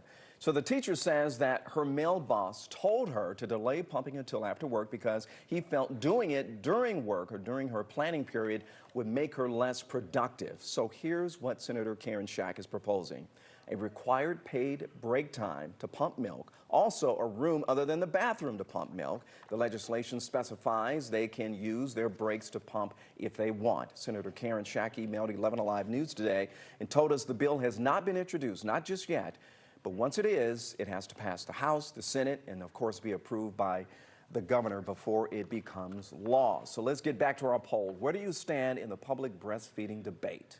All right, so we have the results here at the bottom of your screen. You see 20% say moms should cover up. Right. And we got about 65% that say that the moms should be able to do what they want. Whatever and then, you know, we have some people in the middle here, about 14%, saying that no, the public breastfeeding, there shouldn't be a big concern. Head to 11alive.com/vote. We're going to update those results coming up in the next half hour. Okay, as the opioid crisis grows, our youth are also suffering. We're going to take a look behind the headlines to a little-known place in Georgia helping teenage boys who are struggling with addiction rewrite their stories. Time, so use the hashtag and let us know you're hanging out with us. Morning Rush, weekdays 5 to 7 a.m. You see them all day, every day. Headlines, stats, and numbers, but without context, they're just clickbait. So let's add some perspective. The 3 most interesting numbers of the day, what they mean, and why they're important. News and numbers on Up Late. What's the best part about your voice? It is never too loud or too much. Your voice has the power to tell it like it is. Bringing us together to act. Together our voices grow. Together we come alive, amplifying voices and breaking down barriers to change the story and shape the future. Together we are unstoppable. Together we are where Atlanta speaks. Remember the old days, the old cliffhangers when we used to watch shows? Hey, and they cliffhangers. would, you know, they would wait the next week. You're, oh, what's going to happen to the $6 million man? He was hanging with his one bionic arm. Morning Rush, weekdays 5 to 7 a.m. only on 11Alive. Atlanta. Almost 6 million people call the Metro home. But what makes this place so great? I'm 11Alive's Chesley McNeil. I'm going to give you 3 reasons why Atlanta is the best city in America. Come on, man. It's the heart of the South. And it's one of the most diverse cities around. People from all walks of life have come here and made it home. From different backgrounds, languages, and religions. And who can forget about the food? They all make this a cultural melting pot, full of great people and Southern hospitality. Atlanta's rich history is unmatched, known as the cradle of the civil rights movement for good reason. Dr. Martin Luther King Jr., Andrew Young, John Lewis, they all fought in the struggle for equal rights right here. Businesses on Sweet Auburn Avenue, local black churches, and college students from Atlanta all helped shape the future of America. Once an Olympic city, Atlanta's home to the best sports scene across the nation. Hey look, the South has something to say. You won't find more passionate fans anywhere. From the Atlanta Braves home run king, my man Hank Aaron, to the human highlight film Hawks Dominique Wilkins, some of the greatest athletes have come through Atlanta. We're talking the Falcons, the Braves, the Hawks, the MLS champs, Atlanta United. This city has something for every kind of sports fan. So what do you think? Is Atlanta the best city in America? Connect with us. Use Facebook or Instagram and tell us why this city's got it going on. And then watch us every weekday morning from 5 to 7 on the Morning Rush on 11Alive.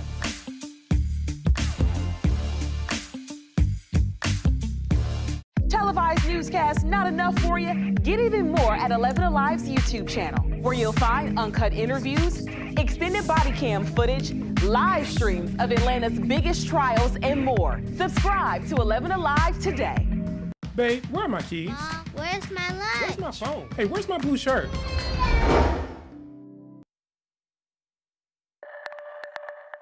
I'm meteorologist Chris Holcomb from the 11Alive Storm Trackers, and we're still here in the Storm Tracker Center watching these showers that are moving through the area right now. This initial first line has moved through Atlanta. It's now over on the east side. It's mainly light. We have a couple of pockets of moderate rain with this, stretching from Forsyth County through Gwinnett County, down into Walton County, Rockdale County, Newton County, Jasper County, approaching Putnam County over near Lake Oconee. A little bit of a break in Atlanta now, but light rain is over to the west again. And then we have this next wave of rain that has moderate activity with it in Polk County, Haralson County, along the Georgia-Alabama line there, moving into Heard County, Troup County, Cleburne, Randolph County. You're getting in on some of that rain and moderate activity as well, moderate shower activity. This is moving up toward the north and to the east, and there's more of this coming in from Alabama, that back edge back into Mississippi, and that won't make it through our area until after lunch tomorrow before we start to see things clearing out just a little bit. Here's a look at what we're watching out there for tonight. This is a live look. This is in Gwinnett County. They're just beginning to see some of that rain coming in. This is the parking lot there at the Gwinnett Arena and near the Chamber of Commerce. You see Sugarloaf Parkway, the road's right there. Parking lot is wet, but more rain is going to be moving in to Gwinnett County as it picks up a little bit in just a little while. Temperatures holding in the 40s. We're not going to see big drops in these temperatures tonight. In fact, we're expecting our low in the morning to be around 43. So if you see this rain coming in, you know it feels cool, and you're thinking, oh no, what if this cools off and starts freezing overnight? We just don't think the temperatures are going to drop really anymore during the overnight hours. So here's what we're watching for tomorrow: a low of 43, a high of 58 tomorrow, a little warmer, and the rain ending later in the day. We'll give that a 5 on the wazometer on our scale from 1 to 11. Stay with us. We'll take a closer look at the hour-by-hour outlook with this rain, have more detail on when this moves out, and if this rain is going to stay out of here for your weekend. All right, thanks, Chris. To keep track of the rain where you are so you can be prepared for the morning commute, go ahead and download the 11Alive app. You know, they're calling it the largest operation in Athens-Clarke County Police Department's history. 300 local and federal officers working together in a bust that they say seized nearly $1 million worth of drugs. And tonight, 16 people are behind bars. 11Alive's Joe Hinkie is breaking down the indictment. All of them come with extensive records and are considered the most notorious and most violent folks that are operating here in Athens-Clarke County. Chief of Police Cleveland Spruill in a press conference this afternoon highlighted the arrest of 16 people during an investigation known as Operation Benchwarmers. On Tuesday, a federal judge unsealed an indictment charging all 16 with a long list of federal drug distribution charges, and many of them with illegal firearms charges. There is no room in Athens, Georgia for illegal guns, drugs, and gangs. And this Well, Charles Peeler, U.S. Attorney for the Middle District of Georgia, would not comment further at this time on any connection the 16 have to gang activity. He said the arrests make Athens-Clarke County a safer place to live. The distribution of drugs is inherently dangerous. And when you combine the distribution of drugs with possession of firearms, then it becomes even doubly dangerous. And so this is significant conduct. It is a danger to the community as alleged in the indictment. Still wanted as part of the indictment is 25-year-old Andrew Bravo Jimenez of Athens in Texas. Law enforcement during the operation seized 43 firearms, including 8 assault rifles, $84,000 in cash, and nearly $1 million in drugs, including more than 8 kilos of heroin, 4+ pounds of crystal meth, along with cocaine, marijuana, and pharmaceutical drugs. In the press conference, police confirmed the group arrested worked together, distributing drugs to all parts of the county. We believe they're being distributed throughout the Athens region, and that would include UGA students. Yes, sir. Police declined to give specifics of Rickshawn Willingham's exact role in allegedly distributing drugs, but in the federal indictment, he faces the most crimes, being named in 35 of the 39 drug and firearms counts. Willingham is the highest level, leader of that group. I wouldn't want to expand any further on that. Additional details about his involvement and his actions will come out as this case is prosecuted. All right, so keep in mind the 16 arrested have not gone to trial just yet. However, if they're found guilty on federal charges, some of the defendants with longer criminal histories could be facing life sentences. Tonight, we're hearing for the first time from a police officer who was nearly killed when a driver hit his squad car. The story tops our speed feed tonight. I'm lucky to be alive here. My wife, my kids, they didn't. Never expected something like that to happen. DeKalb County Officer Yosef Raskin says that he was parked on I-20 near Flat Shoals with his lights on after a traffic stop in December when a distracted driver hit him. He was hit so hard it pushed him across 4 lanes on that highway. He had a concussion, hurt his back, and had to get stitches as well. 6 weeks later, he's still recovering. He's sharing his story this week to raise awareness of the state's Move Over law and to show the impact of what happens when you don't move over. Deputies are responding to a deadly crash in Forsyth County tonight. It happened on Keith Bridge Road earlier this afternoon. You can see the two SUVs, they're pretty badly damaged. One person was killed there, 2 others were hurt. We're still waiting to hear how this all happened. And a Gwinnett County man who was robbed by 2 women he met on Snapchat. The man told police he was escorting 2 women out of his apartment when a man held him at gunpoint. As he was being held to the ground, the 2 women stole thousands of dollars worth of items from his home. Police arrested 23-year-old Stephen Young. They are still looking for those 2 women. You know, the evolution of social media is changing how we interact with each other on a daily basis. Some argue it puts users at risk, but Tinder is doing its part to ensure the user experience is as safe as possible. So today, Tinder announced several new safety features. The first is a partnership with Noonlight. If you plan to meet someone from that app, Noonlight can track your whereabouts and notify police if a first date turns unsafe, if it turns ugly. Tinder is also launching a photo verification. The feature allows members to self-authenticate through a series of real-time selfies. It's an excellent way to cut down on catfishing. The company will also supply users with updated safety contacts and ensure users are not getting bullied during that messaging. Tinder CEO says millions of members trust the app to introduce them to brand new people, and it's the company's responsibility to meet the needs of today's daters. As the opioid crisis grows, the number of treatment facilities can barely keep up. Last year, we showed you how it's leading to a market for unlicensed facilities. You can watch our full Reveal investigation on 11alive.com. But today, we're going to show you a program that's working and helping teenage boys rewrite their stories. Christy Etheridge takes us behind the headline. Nestled on 57 acres of wooded property in Gainesville sits a cabin. Come on in. In between the living room couches and the classroom full of desks is an etching on the floor, explaining why it's here. 3D Teen Recovery is a Christ-centered, fully state-licensed clinical treatment center to help address addictions with boys ages 13 to 19. Troy Shaw is the executive director. The drugs have changed. Now there is no rock bottom. Now there's just death. And that's why we exist. According to the CDC, on average, 130 Americans die from an opioid overdose every day. 3D Teen Recovery is a 6 to 9 month program to help teenage boys rewrite their story. Jail. This is my alternative to jail. Doug is 18 years old. He's been in the program for 5 months. I was on pills, prescription pills, and meth. Do you think this really changed the course of your life? Oh, yeah. Up to 14 boys live in the cabin at a time and adhere to strict rules, spending their days according to a busy schedule of chores, counseling, and class. But unlike other programs, this one doesn't look or feel like an institution. This one feels like home. Sometimes I forget, I call it home. And that means a lot to Michael, who's bounced around the foster system and eventually found himself homeless. I used to not know what I was going to be. I thought I wouldn't even make it past 18, but now I'm about to turn 19 in a month, and I got a lot going for me. Sounds like you found hope. Yeah. Hope for a future and hope for families who feel like they have nowhere to turn. We want to get the word out that there's a place to go. There's nothing worse than having a crisis and not knowing how to handle it. The need keeps growing. Troy says they can barely stay ahead of it. They're working to build more cabins and hope to eventually set up a place for teen girls. Well, as you know, a big challenge here in Atlanta is the traffic, right? And a lot of it. But a new study may be contradicting some of that. It ranks Georgia in the top 10 states for best driving.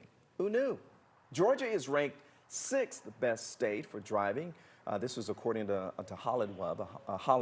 a Wallet Hub survey. The report compared all 50 states and factored 31 key metrics, including cost of ownership and maintenance, traffic and infrastructure, safety, and access to vehicles. Iowa snagged the top spot, followed by Tennessee and North Carolina. Now, the worst state for driving is Hawaii. Now, they must be talking about Honolulu. I don't know if you had a chance to get to Hawaii. I have not yet. Maui is nice small island, not that many people, but Honolulu, you might as well be in New York City. What do you think about the driving in Atlanta?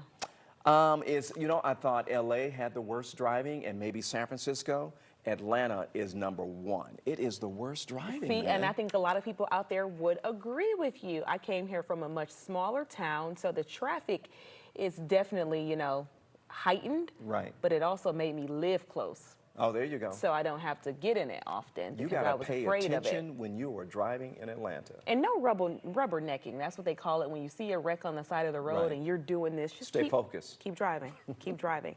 Hey, 3 U.S. firefighters have died while battling the wildfires in Australia. What we're learning about the plane crash that killed them.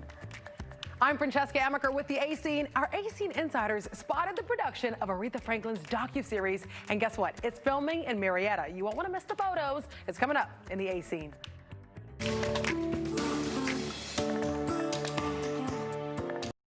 For you.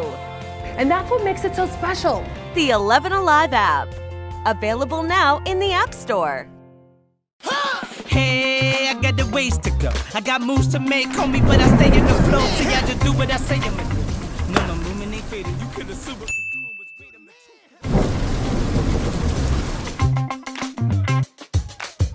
Oh, and so I was saying, there is always something filming here in Atlanta. From movies to TV shows, you name it. And so the A-Scene keeps up with all of it for you. Casting calls, which big celebrities are in town, what's filming, and if it's in your neighborhood. It's like an inside scoop. Oh, nice. But you know, I really wish you would have told us we were filming this today. Ooh, did I not text you? All right. Ah, it's in my drafts. That's my bad.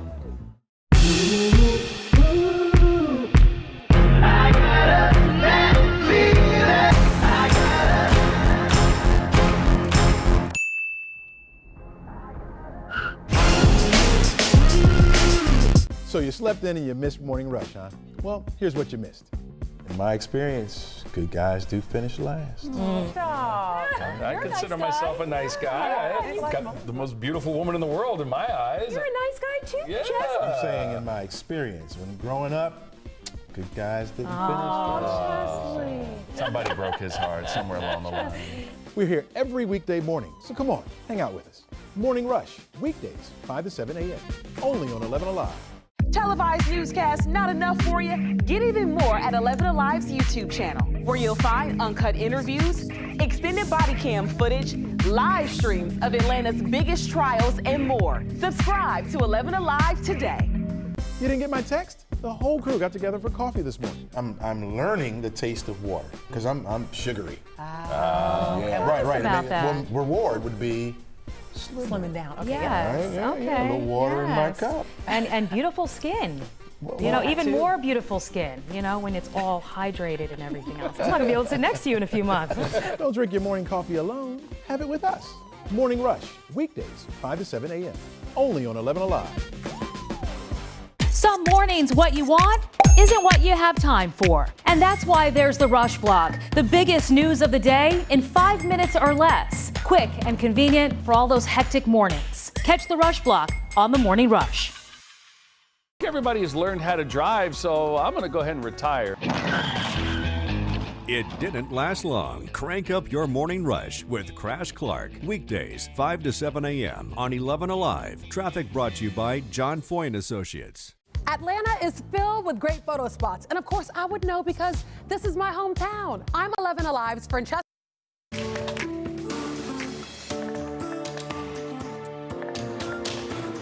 Today, one of Australia's regional governments announced additional funding to help vulnerable wildlife affected by recent devastating wildfires.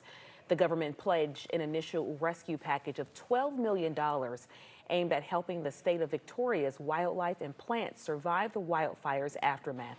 Although progress is being made there, the wildfires remain a deadly force. Overnight, the Australia fires claimed the lives of 3 Americans. The firefighters who were battling the flames from the air were killed when their plane crashed. NBC's Blaine Alexander is in Melbourne for us tonight. Investigators are trying to determine what caused a plane crash that killed 3 Americans fighting the Australian wildfires. The 3 victims were flying a firefighting tanker in a remote part of southeastern Australia when the plane lost contact. Tragically, there appears to be no survivors as a result of the crash down in the snowy Monero area. It's impacted heavily with the ground, and initial reports are that there was a large fireball associated with the impact of the plane as it hit the ground. The plane, a Lockheed C-130, was owned by Canadian-based Coulson Aviation, a company contracted with New South Wales Rural Fire Service. Overnight, the company's American division, based in Oregon, released a statement saying the plane was flying with a load of retardant and was on a firebombing mission. The company plans to send a team to help with emergency operations, adding, "Our thoughts and prayers are with the families of the 3 crew members on board." Last summer, the same plane began flying missions across California, battling wildfires back home. Earlier this month, dozens of American firefighters received a hero's welcome when they arrived in Sydney, and at least 200 Americans from the Department of the Interior and the U.S. Forest Service have also come down to help. Welcome reinforcement for exhausted local crews who had been battling the flames for months. The U.S. is sending more resources to help fight the flames, and according to NBC News, a group of about 40 firefighters from across the country are traveling to Australia today. All right, back here in our neck of the woods, an unusual theft in southeast Atlanta. Check this out. Thieves stole nearly 700 gallons of diesel fuel from a gas station. It happened at a BP on Moreland Avenue. The owner of the station says he discovered a shortage while checking inventory this morning. When he checked the security video, he saw this. 2 people backing up a black truck over the diesel tank. He says it took the thieves just 10 minutes to open up the lid and pull out those 700 gallons of gasoline. The owner says he's not sure if the shop will ever recover. Small business is a big time loss for me. I don't know how I'm going to cover all these, paying of the rent and employee and myself and my family. Well, at this point, police are still looking for the people responsible for that theft. We have rain out there right now, and it's going to stick around with us tonight and for the first part of the day tomorrow, too. We have this leading edge of the rain that came through Atlanta just a little while ago. It's now continuing to push on over to the east. It's nearing Athens. It's already arrived in Madison and in Eatonton, Loganville. Up to the north here, you can see that it's already moving through parts of Hall County as well, around Gainesville, up into Lumpkin County. So that's the initial first batch of more, light to moderate rain that has come through. We had a couple of spotty showers earlier with a lot of dry, but this is the area that we're watching that's going to be pretty more consistent here. We've had a couple of breaks around Atlanta, then now still some light rain coming in, and then another wave of light to even some pockets of moderate rain from southern Floyd County through Polk County at Cedartown, Buchanan at Haralson County, Carroll County, Heard County. That's going to keep moving in as well, and it reaches back into Alabama for a good ways. And that's not the end of it. There's more back into Mississippi, too. So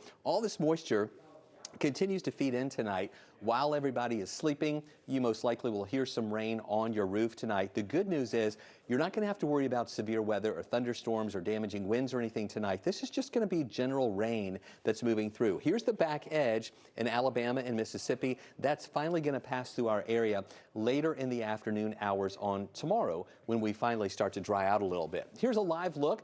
We've been keeping an eye on our tower cams that have been getting some of that rain. This is in Coweta County, where the streets are wet from the rain that has been moving through. Still some showers down there as well, so we know we have rain there too. Now, what I want you to do while you're watching this weather forecast, you see this QR code here at the bottom of the screen. Open up your smartphone, point it at that, open up the camera part of your smartphone, point it at that QR code, and that will help you download the 11Alive app, and then you can also watch radar on that app as these showers continue to move on through. High today was 48, and our low this morning was 38. So that was chilly this morning, but not as cold as it has been. 48 didn't feel that bad, but it's still below the average at 53 is where we should be. Now, 4/100ths of an inch of rain has fallen so far in Atlanta. Those numbers are going to start coming up, though.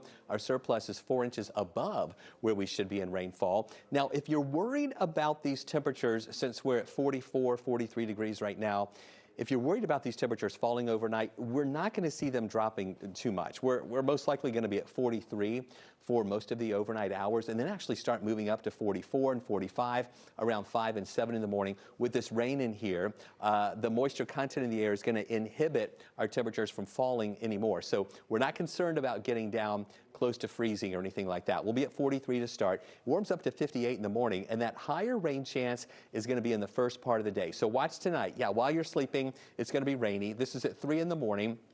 7 in the morning, still some scattered showers around as you're driving into work. And then even at lunchtime, we're still going to have some rain around, but that back edge starts coming in from Alabama and crosses through West Georgia. By 4:30, most of this is well to the east. We'll even see those clouds breaking up a little bit to give us some sunshine before it sets tomorrow. Then on Saturday and Sunday, a mix of sun and clouds, lows in the 30s, highs in the 50s. Monday, quick moving system gives us only about a 30% chance for a shower. Tuesday, dry, but mostly cloudy with a high near 60. And then Wednesday, another low rain chance at 30%, drying out by Thursday with highs in the mid-50s. All right, folks. You know what time it is. You see your screen. It is time for Thursday's edition of the A-Scene, and we are kicking off with photos from an A-Scene insider who managed to get photos of the Aretha Franklin's docuseries filming down in Marietta Square. National Geographic had titled it Genius Aretha, a story about the rise of the soul star whose songs include Respect and Think and Natural Woman, and these are from insider Sean Smith, AWOD. He actually spotted crews from his car in Marietta Square. It appears they're filming at a church there using the production sign AF. And Deadline reports Cynthia Erivo will actually appear as Franklin, and Queen Sugar actor Omar J. Dorsey will be in it as well. Stephen Norfleet from HBO's Watchmen and Pauletta Washington from She's Gotta Have It will also make an appearance. And finally, a sad update on the Georgia-filmed HBO series Watchmen, the political drama starring Regina King. It won't be getting a second season. Nope. According to USA Today, the superhero comic series was doing well with a growing fan base, but creator Damon Lindelof revealed he's told the story he wanted to tell. And he says HBO can pursue a new installment if they wish, with a new writer and producer. You know, he was a longtime host of the nightly PBS NewsHour and the voice of politics for decades that many of us recognize. And tonight, tributes are coming in for Jim Lehrer, who passed away at the age of 85. Lehrer anchored the public television nightly newscast for 36 years before retiring. Lehrer also moderated a dozen presidential debates, more than anyone else in U.S. history. The Carter Center released a statement from former President Jimmy Carter saying, in part, America is fortunate to have had the benefit of his substantive, insightful reporting for so many years. We have lost a tenacious yet courtly journalist who always sought to present the facts in a balanced and objective manner. You can read some of the tributes on social media from fellow journalists on 11alive.com. We'll be right back. And beautiful skin. You know, even more beautiful skin, you know, when it's all hydrated and everything else. I'm not going to be able to sit next to you in a few months. Don't drink your morning coffee alone. Have it with us. Morning Rush, weekdays, 5 to 7 a.m. Only on 11 Alive. Some mornings, what you want isn't what you have time for. And that's why there's the Rush Blog, the biggest news of the day in 5 minutes or less. Quick and convenient for all those hectic mornings. Catch the Rush Blog on the Morning Rush. Everybody has learned how to drive, so I'm going to go ahead and retire. It didn't last long. Crank up your morning rush with Crash Clark. Weekdays, 5 to 7 a.m. on 11 Alive. Traffic brought to you by John Foy & Associates.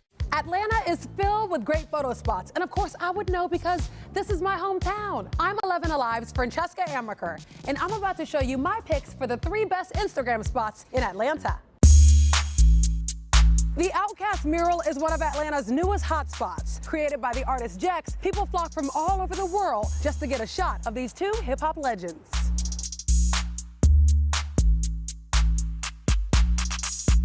News of the mural went viral when Big Boy himself gave a shout out on Instagram. You can find it tucked away in a back parking lot in Little 5 Points. An Atlanta icon, ever-changing, always interesting. The Krog Street Tunnel is full of artwork from some pretty eclectic Atlanta artists. Yeah, all we feel is good vibes. We vibe with it, it's a good time. We don't worry about the hate, we just pass it to the side. There's graffiti, community messages, concert announcements. You really never know what you're gonna get here, and that's what makes it so special. You can find it between Cabbagetown and Inman Park. If you've never checked it out, it's a must-see. There are hundreds of works of art along the Beltline. I'm talking murals, sculptures, photography. This beautiful mural was created by the artist Hence. It's 100 feet long, and even though it was created in 2014, it still remains very popular to musicians and photographers alike.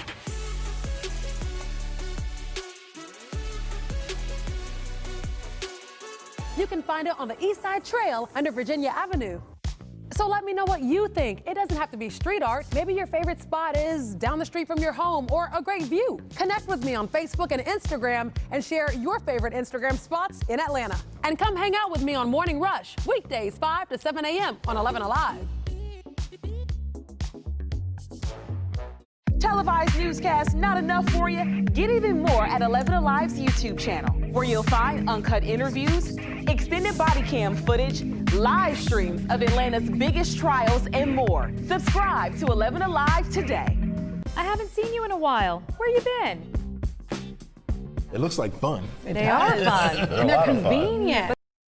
All right, this is really cool. There is a castle that sits right in a sea of skyscrapers in Midtown Atlanta, and it really is something to see. And it's for sale. If you got the cash, the historic home is on 15th Street.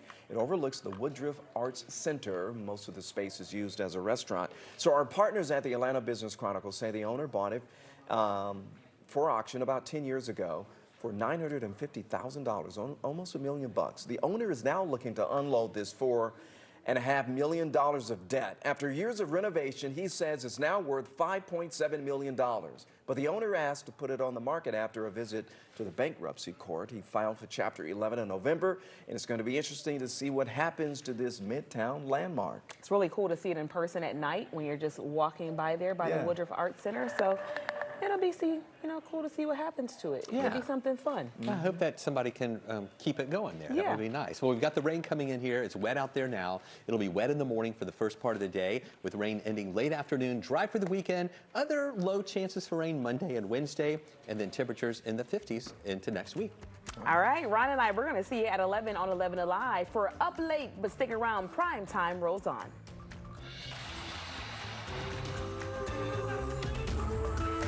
It's 5 to 7 a.m. only on 11Alive. Atlanta. Almost 6 million people call the Metro home. But what makes this place so great? I'm 11Alive's Chesley McNeil. I'm going to give you 3 reasons why Atlanta is the best city in America. Come on, man. It's the heart of the South. And it's one of the most diverse cities around. People from all walks of life have come here and made it home. From different backgrounds, languages, and religions. And who can forget about the food? They all make this a cultural melting pot, full of great people and Southern hospitality.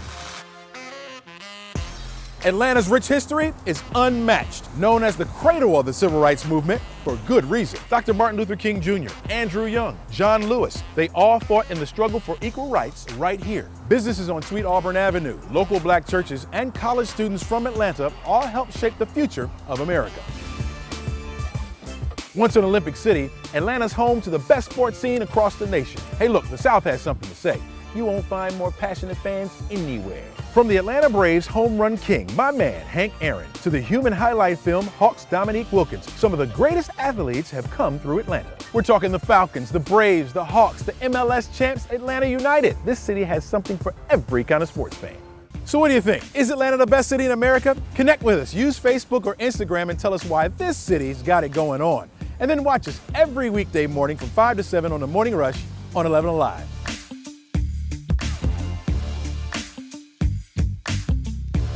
Televised newscasts not enough for you? Get even more at 11Alive's YouTube channel, where you'll find uncut interviews, extended body cam footage, live streams of Atlanta's biggest trials, and more. Subscribe to 11Alive today. Babe, where are my keys? Where's my lunch? Where's my phone? Hey, where's my blue shirt?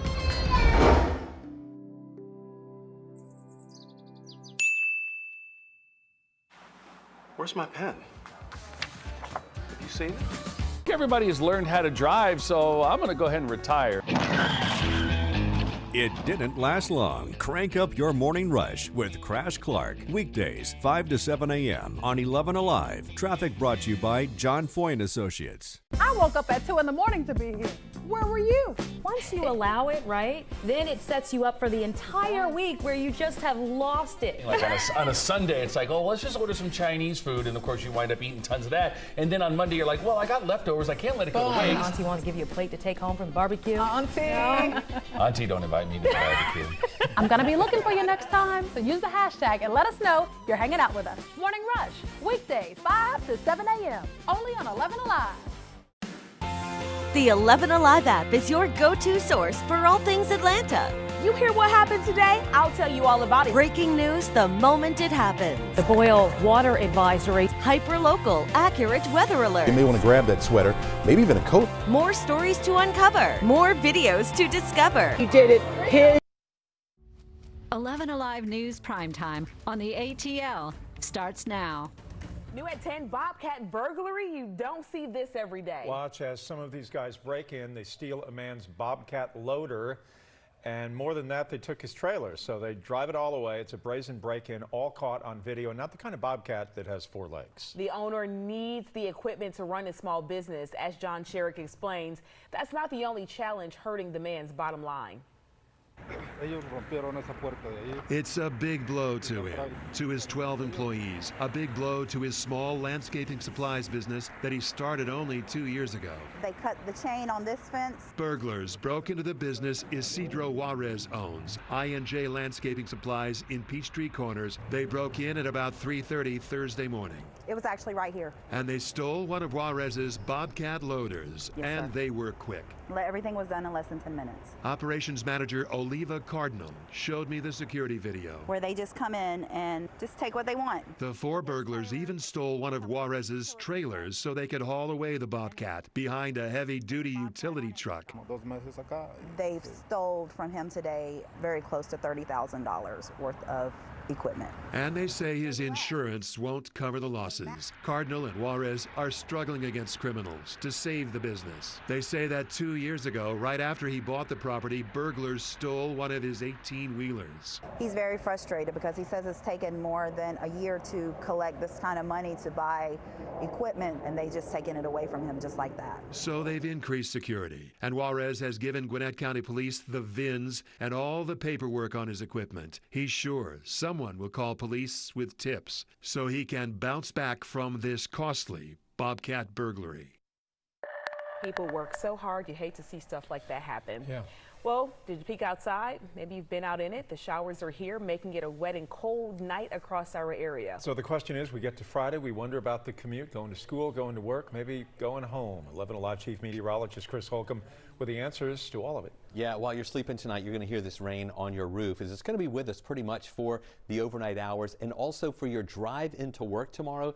You're going to be driving on wet roads and through some of these rain showers as well. This has been feeding in during the evening hours, coming in from the west over to the east. Now the leading edge of this rain is over around Athens, beyond Lake Oconee, out I-20, pushing over toward the east. And then back behind it, we have a couple of breaks and some showers still around Atlanta.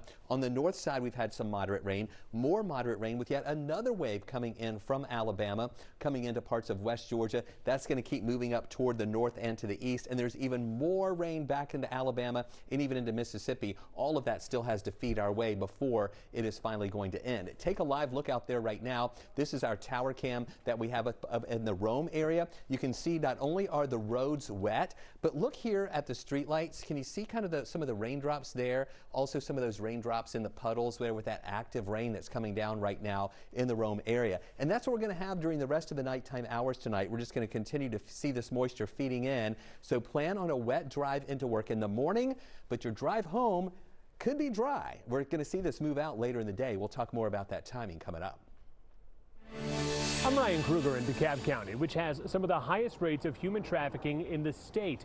The DA, Sherry Boston, hosted an event tonight to try to raise awareness about the fight against this growing epidemic and how she is teaming up with survivors. My father was my trafficker, and so when I was about 28 years old, I reached out to an organization where I'm from, and they came in, swooped me out, got me out of the state. She legally changed her name to Katie after escaping her father and coming to Georgia.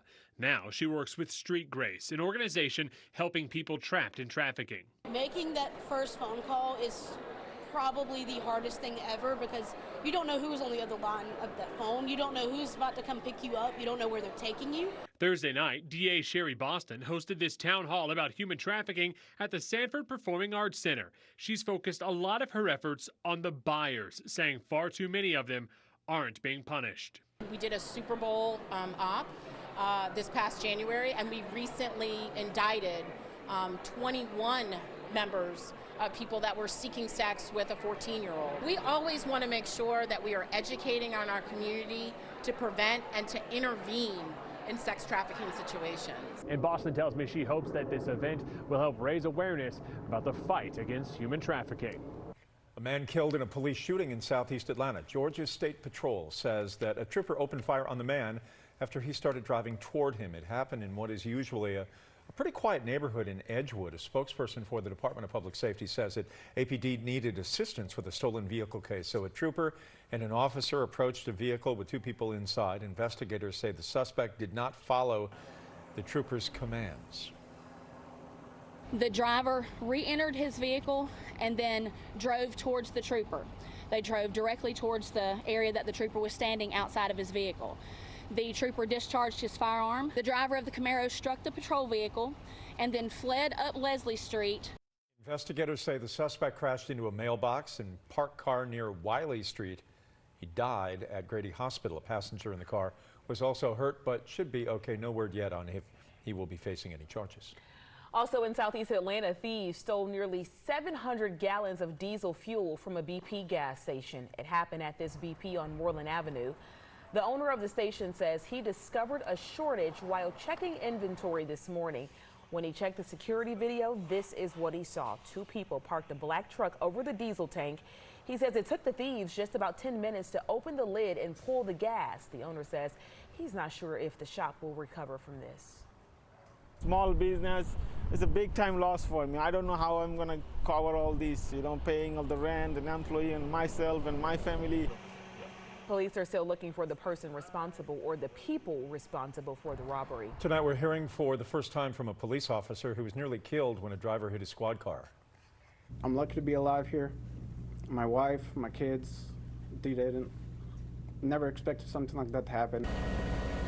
DeKalb County officer Yosef Raskin says he was parked on I-20 near Flat Shoals with his lights on after a traffic stop. This occurred in December when a distracted driver hit him. He was hit so hard, so violently, it pushed him across 4 lanes. He had a concussion. His back was injured, also had lacerations requiring stitches. 6 weeks later, still, he is recovering, not back at work. He's sharing his saga this week to raise awareness of the state's Move Over law and to show the impact of what happens when people do not move over on the freeway. An attorney says DeKalb County schools will not cover the surgery costs for a teen burned badly during a science experiment. 15-year-old Malachi McFadden was severely burned. You see this photo here, pretty hard to look at. This all happened during the first day of classes this past August. His family's attorney says a teacher's lab experiment went wrong, causing the boy to catch on fire. According to the family's attorney, the district will not cover cosmetic surgery costs and will only get involved for life-saving procedures. The family is suing the school district. We reached out to the district for comment and have not heard back. Today's smoke over I-85 from a fire burning beneath the highway brought back some awful memories, and that freeway collapse a few years ago. Today's fire was nothing, but we've seen a couple of these. The fire department says some trash and debris burned under the interstate at the Buford Spring connector. Many could see the smoke billowing from miles away, and that sets in a certain panic. Investigators still trying to figure out how it started. This is at least the 3rd fire that has started near that interstate in the last week. Yesterday, investigators say 2 homeless people got into a fight, set each other's belongings on fire near Lindbergh and I-85. And last Friday, a small fire broke out again near I-85 in Piedmont. Investigators say it appeared to be from an area where homeless people were staying. And quite frankly, the television station of which we reside is very near this area. And this is a big-time transition place for homeless people as they are going to different points in Midtown and in town. And you see them gathered there, and there really are villages these days. Of course, these fires, nothing compared to the one in 2017 that caused the I-85 bridge to collapse. The more recent ones were all put out quickly, lesson learned by the authorities. But the one in 2017 was incredible. I mean, it burned for hours. A highly flammable construction material stored under the bridge caught fire. Investigators believe that a homeless man caused it. It took 6 weeks to rebuild the interstate, and the traffic flow in the city was completely disrupted. It was quite a time. And this story really started a conversation in our newsroom. Journalists really coming to the table to say, hey guys, this may be a bigger problem here. We also mentioned seeing a larger than usual number of homeless people camped out along the interstate lately, as Jeff mentioned, right outside our studios. You may have seen the tents and the sleeping bags around downtown specifically. We also noticed a large number of homeless people using the airport as a haven. Despite a policy put in place 2 years ago aimed at stopping that, it's still happening. Bill List teamed up with our photojournalist Jefferson Cochran and JoJo Johnson to get answers today from the airport. You can blame it on the cold or in the summer on extreme heat, but scores of Atlanta's homeless are again spending their nights at Hartsfield-Jackson. An airport maintenance worker has dealt with it for years. You got about at least maybe 50 to 100 homeless people in just one area, and they sleeps all on the floors, they sleeps all on the chairs. The people that comes out here, the passenger don't have nowhere to sit. The journey for Atlanta's homeless starts right here at the MARTA station. They arrive on the last trains in the evening, and they're on the first trains in the morning back to downtown. Since April of 2018, just after the airport issued its overnight policy, Hope Atlanta, a nonprofit, says that they've met with almost 4,000 homeless at Hartsfield. They say 75% of them have been transported out of the airport, some to housing and shelters. Jeff Smythe is executive director of Hope Atlanta. He says he faces a major dilemma. It's very challenging. No dedicated places to take the airport homeless. I do think that specific beds and specific apartments, specific housing for our individuals at the airport would be very helpful. I think that having something dedicated is really necessary at this point. At one point in the past, we did have that dedicated space, but that dried up over time. And so from Hartsfield's Director of Customer Engagement, Steve Mayers, comes assurances that the homeless, once identified, are being engaged, but they must respect their rights. So there are more questions being asked about, well, what business you have in the airport, are you here to travel? And for those who we see repeatedly night after night, we are engaging with them from a we don't want to criminalize homelessness, but we want to engage them and, again, question within their rights. Smythe and Mayers are working hand in hand to reduce and end the cycle of overnight homelessness at the airport, and they agree it speaks to the major greater issue of unsheltered homelessness, not only in Atlanta, but throughout the country. Hope Atlanta points out there is not an overnight shelter for the vast majority of the homeless people taken from the airport, so they end up on the street. We've also wondered whether the recent closing on the Pine Street shelter could be impacting the homeless population as well. The city of Atlanta will hold its annual count of unsheltered homeless. That's happening next week, which will allow us to take a harder look at the numbers. Fulton County is doing their count tonight. New restrictions on pregnant women trying to travel to the United States. The president's plan to crack down on birth tourism. 11Alive's Francesca Amaker, and I'm about to show you my picks for the 3 best Instagram spots in Atlanta. The OUTKAST mural is one of Atlanta's newest hotspots. Created by the artist Jex, people flock from all over the world just to get a shot of these 2 hip-hop legends.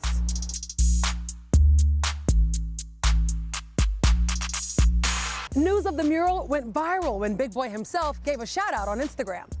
You can find it tucked away in a back parking lot in Little 5 Points. An Atlanta icon, ever-changing, always interesting. The Krog Street Tunnel is full of artwork from some pretty eclectic Atlanta artists. Yeah, all we feel is good vibe. When you vibe with it, it's a good time. We don't worry about the hate, we just pass it to the side. There's graffiti, community messages, concert announcements. You really never know what you're gonna get here, and that's what makes it so special. You can find it between Cabbagetown and Inman Park. If you've never checked it out, it's a must-see. There are hundreds of works of art along the Beltline. I'm talking murals, sculptures, photography. This beautiful mural was created by the artist Hence. It's 100 feet long, and even though it was created in 2014, it still remains very popular to musicians and photographers alike.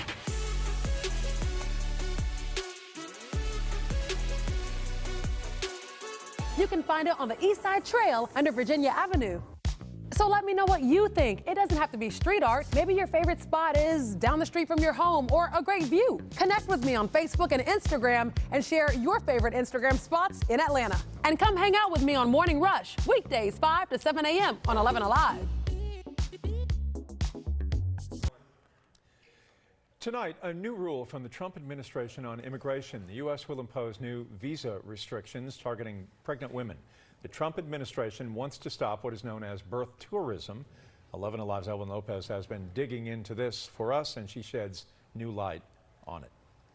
You have to get rid of, yes, you have to. What they're doing, they're having a baby, and all of a sudden nobody knows. The baby's here. You have no choice. In 2015, then-candidate Donald Trump called for an end to birthright citizenship, claiming it was the, quote, biggest magnet for illegal immigration. Birth tourism is a lucrative business, moms-to-be coming from as far as Russia and China to give birth in the United States. Babies born on U.S. soil to foreign parents are U.S. citizens. It's called birthright citizenship, and it's protected in the United States by the Constitution under the 14th Amendment.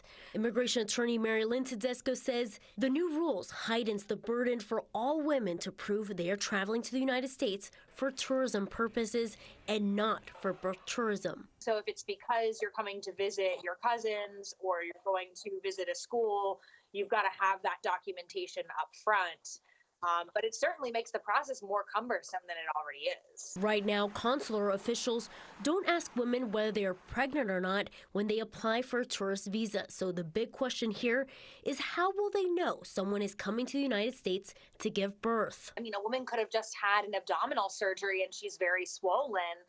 Maybe she's not coming to the United States to have any medical treatment whatsoever, but now she's got to meet this higher burden of proof that she's not coming to the United States to have baby or get other medical treatment. Birth tourism is a lucrative business where women pay up to $80,000 to come here and give birth. The White House did not release or specify the rules to these new restrictions. Cold and rainy tonight. Tomorrow it should dry out by the weekend, and man, I'm ready for the weekend. We are. Chief Meteorologist Chris Holcomb has more on the timeline. What should we wear this time, Chris? A little rain gear for you tonight and in the morning, and then once we get into the afternoon hours tomorrow, late afternoon, you'll be able to get rid of that rain gear for the weekend because we will dry out in time for that. We have the rain in our area right now. It started with this over toward Athens. This that's in Athens now, down toward Madison, Eatonton, around Lake Oconee. That was the leading edge of the rain that came in from west and moving over toward the east. So that's pushing on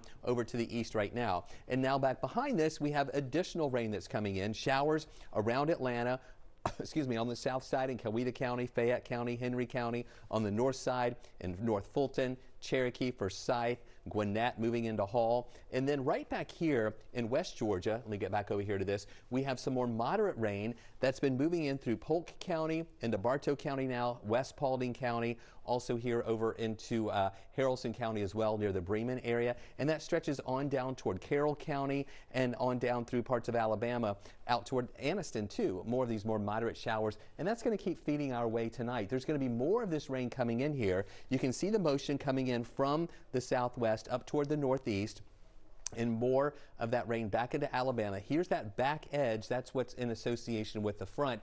That'll finally push through by tomorrow afternoon. So we're going to see this gradually ending tomorrow after lunch and through the afternoon hours from west over to the east. Here's a live look at what we're watching at this hour. This is a view in Athens. We've been keeping an eye on our tower cams on the west side and in metro Atlanta, but I wanted to take you over to the east. You can see that the roads are wet now in Athens. As that light rain is coming in, they're going to see more rain coming in the next little while as well, and through the rest of the overnight hours too. Now, I know you're thinking, okay, Chris, the past few nights we've had some really cold air coming in. Well, we're not really worried about that tonight. Now, it's cool with temperatures around 43 degrees, but we don't expect to drop anymore during the overnight hours, and we're not going to be near freezing at all. So this is going to be all liquid variety of precip coming in the form of rain with temperatures that are going to stay above the freezing mark. So, in fact, you'll see this on the meteogram. It's showing those temperatures at 43, and then we may actually move up a degree or two early in the morning, still with this rain around, with temperatures in the mid-40s, and then by 10 o'clock, we'll be up to 49, still with some of those showers around. So here's what we're watching on the wasometer: a low of 43, high of 58 tomorrow. As those rain showers end in the afternoon, we may actually see a little bit of sunshine coming through later in the day. All right, so here's the forecast track. While you're watching this, I also want you to do something. Take out your smartphone, open up the camera app of that smartphone, and point it at this QR code right here. that will allow you to download our 11Alive app, and that'll be something really good for you to have tonight and tomorrow. You can look at the radar on that app as well and track the rain moving in, zoom into your street level as well to see these showers. And you can see that coming in from the west, covering us up overnight. We will see that in the morning for your drive into work. This is at 7 o'clock in the morning. And then by lunchtime, that back edge is coming in from Alabama through West Georgia. That will sweep through, so improving weather through the afternoon. By 4:30, 5 o'clock, that's going to be off to the east. We'll even see some clearing back behind that with the sun coming out briefly before it sets. So a high of 58 tomorrow with those showers early, tapering off later in the day. Dry for the weekend, partly cloudy, low of 38, high of 51 Saturday, 36 Sunday morning with a high of 53. Mid-50s on Monday, quick moving system with just a low rain chance. And then Tuesday, nice, a low rain chance again on Wednesday, then Thursday, nice again. All right, we have your wow weather moment of the day. This is from Blake Robb in the Carrollton area. Put up the drone. This was of the sunset yesterday, poking through the clouds as it was there on the horizon, looking really nice. We'd love to see your weather wow moment. The easiest way to share that with us is on the 11Alive Storm Trackers Facebook group. All you have to do on Facebook is search at the top 11Alive Storm Trackers, then ask to become part of that group. We'll approve you, and then you can be a part of this exclusive weather community. And that's the first place we go when we're looking to share pictures on TV. I'm Francesca Amaker with the A-Scene. Our A-Scene insiders spotted the production of Aretha Franklin's docuseries, and guess what? It's filming in Marietta. You won't want to miss the photos. It's coming up in the A-Scene. 11Alive's YouTube channel, where you'll find uncut interviews, extended body cam footage, live streams of Atlanta's biggest trials, and more. Subscribe to 11Alive today. You didn't get my text? The whole crew got together for coffee this morning. I'm learning the taste of water because I'm sugary. Yeah. Right. About And that. reward would be Slimming down. Okay. Yes, yeah, okay. a little water in my yes. cup. And beautiful skin. You know, even more beautiful skin, you know, when it's all hydrated and everything else. I'm not going to be able to sit next to you in a few months. Don't drink your morning coffee alone. Have it with us. Morning Rush, weekdays, 5 to 7 a.m. Only on 11Alive. Some mornings, what you want isn't what you have time for. And that's why there's the Rush Blog, the biggest news of the day in 5 minutes or less. Quick and convenient for all those hectic mornings. Catch the Rush Blog on the Morning Rush. Everybody has learned how to drive, so I'm going to go ahead and retire. It didn't last long. Crank up your morning rush with Crash Clark. Weekdays, 5 to 7 a.m. on 11Alive. Traffic brought to you by John Foy & Associates. Atlanta is filled with great photo spots. And of course, I would know because this is my hometown. I'm 11Alive's Francesca Amaker, and I'm about to show you my picks for the 3 best Instagram spots in Atlanta. The OUTKAST mural is one of Atlanta's newest hotspots. Created by the artist Jex, people flock from all over the world just to get a shot of these 2 hip-hop legends.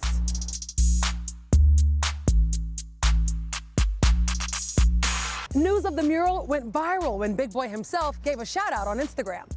You can find it tucked away in a back parking lot in Little 5 Points. An Atlanta icon, ever-changing, always interesting. The Krog Street Tunnel is full of artwork from some pretty eclectic Atlanta artists. Yeah, all we feel is good vibes. When you vibe with it, it's a good time. We don't worry about the hate, we just pass it to the side. There's graffiti, community messages, concert announcements. You really never know what you're gonna get here, and that's what makes it so special. You can find it between Cabbagetown and Inman Park. If you've never checked it out, it's a must-see. There are hundreds of works of art along the Beltline. I'm talking murals, sculptures, photography. This beautiful mural was created by the artist Hints. It's 100 feet long, and even though it was created in 2014, it still remains very popular to musicians and photographers alike. All right, folks. You know what time it is. You see your screen. It is time for Thursday's edition of the A-Scene, and we are kicking off with photos from an A-Scene insider who managed to get photos of the Aretha Franklin's docuseries filming down in Marietta Square. National Geographic had titled it Genius Aretha, a story about the rise of the soul star whose songs include Respect and Think and Natural Woman, and these are from insider Sean Smith, AWOD. He actually spotted crews from his car in Marietta Square. It appears they're filming at a church there using the production sign AF. And Deadline reports Cynthia Erivo will actually appear as Franklin, and Queen Sugar actor Omar J. Dorsey will be in it as well. Stephen Norfleet from HBO's Watchmen and Pauletta Washington from She's Gotta Have It will also make an appearance. And finally, a sad update on the Georgia-filmed HBO series Watchmen, the political drama starring Regina King. It won't be getting a second season. Nope. According to USA Today, the superhero comic series was doing well with a growing fan base, but creator Damon Lindelof revealed he's told the story he wanted to tell. And he says HBO can pursue a new installment if they wish, with a new writer and producer. All right, it's time for me to head out to get ready for Up Late. Coming up in about 35 minutes on 11Alive. So if you're up late, join myself and Ron Jones for more news and weather. We look forward to it in 36 minutes. Aisha, thanks. Have a great night. Stay dry. Here's what's coming up on the ATL. With the first confirmed case of coronavirus in the United States, there are rumors going around. We will verify the claims. Coming up next. To tell it like it is. Bringing us together to act. Together our voices grow. Together we come alive. Amplifying voices and breaking down barriers to change the story and shape the future. Together we are unstoppable. Together we are where Atlanta speaks. Remember the old days, the old cliffhangers when we used to watch shows? And cliffhangers. They would wait the next week. You're, what's going to happen to the $6 million man? He was hanging with his one bionic arm. Morning Rush, weekdays 5 to 7 a.m. Only on 11Alive. Atlanta. Almost 6 million people call the Metro home. But what makes this place so great? I'm 11Alive's Chesley McNeil. I'm going to give you 3 reasons why Atlanta is the best city in America. Come on, man. It's the heart of the South. And it's one of the most diverse cities around. People from all walks of life have come here and made it home. From different backgrounds, languages, and religions. And who can forget about the food? They all make this a cultural melting pot, full of great people and Southern hospitality. Atlanta's rich history is unmatched, known as the cradle of the civil rights movement for good reason. Dr. Martin Luther King Jr., Andrew Young, John Lewis, they all fought in the struggle for equal rights right here. Businesses on Sweet Auburn Avenue, local black churches, and college students from Atlanta all helped shape the future of America. Once an Olympic city, Atlanta's home to the best sports scene across the nation. Hey look, the South has something to say. You won't find more passionate fans anywhere. From the Atlanta Braves home run king, my man Hank Aaron, to the human highlight film Hawks Dominique Wilkins, some of the greatest athletes have come through Atlanta. We're talking the Falcons, the Braves, the Hawks, the MLS champs, Atlanta United. This city has something for every kind of sports fan. So what do you think? Is Atlanta the best city in America? Connect with us. Use Facebook or Instagram and tell us why this city's got it going on. And then watch us every weekday morning from 5 to 7 on the Morning Rush on 11Alive.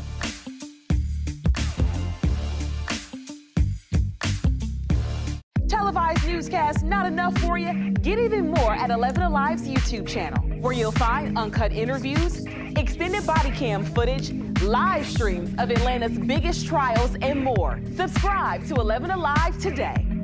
Babe, where are my keys? Where's my lunch? Where's my phone? Hey, where's my blue shirt?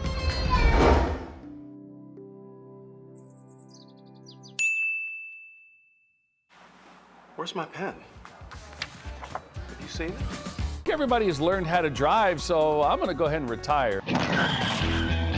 It didn't last long. Crank up your morning rush with Crash Clark. Weekdays, 5 to 7 a.m. on 11Alive. Traffic brought to you by John Foy & Associates. I woke up at 2 in the morning to be here. Where were you? Once you allow it, right, then it sets you up for the entire week where you just have lost it. Like on a Sunday, it's like, oh, let's just order some Chinese food, and of course you wind up eating tons of that. And then on Monday, you're like, well, I got leftovers, I can't let it go to waste. Auntie wants to give you a plate to take home from the barbecue. Auntie. No. Auntie, don't invite me to the barbecue. I'm gonna be looking for you next time, so use the hashtag and let us know you're hanging out with us. Morning Rush, weekdays, 5 to 7 a.m. Only on 11Alive. The 11Alive app is your go-to source for all things Atlanta. You hear what happened today? I'll tell you all about it. Breaking news the moment it happens. The boil water advisory. It's become a common sight in Atlanta, homes coming down, high-priced buildings and developments going up. We've told you before about the rising cost of homes driving people out of the city, with many people telling us they simply can't afford to stay where they have lived their whole lives. Today, Mayor Bottoms was in D.C. talking to other leaders about solutions at the U.S. Conference of Mayors. 11Alive's Jennifer Bellamy had a chance to talk with her as she highlighted what is working here in the city. The good thing about Atlanta is that we still have an opportunity to get it right. That's very different than a lot of other cities across the country. When you think about Seattle and New York and San Francisco, you think about cities really who are chasing the trend. But in Atlanta, we see it happening in real time. And so we have put in place really some really big goals, but it's a really big issue that we are tackling. So what does she mean by that? Mayor Bottoms says the city has a $1 billion plan to address affordable housing. That's made up of $500 million public dollars and $500 million private dollars. She says the goal is to create 20,000 new or remodeled units before 2026. According to our partners at the Atlanta Business Chronicle, 340,000 households in Metro Atlanta pay more than 30% of their income towards rent or mortgages. In the city of Atlanta, 90,000 households are considered cost burdened. That means they're paying a high amount for housing, which can impact what they're spending on other things like healthcare, daycare, and even groceries. And it could impact the workforce too, even in a strong economy. The median home price is up 49% since 2014, standing around $238,000. That's more than double the growth rate of a median family income. The National Association of Realtors suggests the high price of housing forces people to live further out. And if workers are commuting 45 minutes or more, companies looking to set up shop in Atlanta will notice.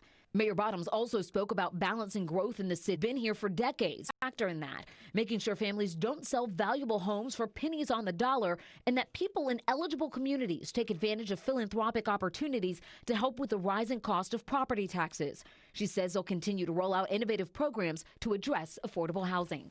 The mayor is also speaking on the impeachment trial, where former Vice President Joe Biden and his family are a big focus. Mayor Bottoms has endorsed the former vice president and his run for the White House.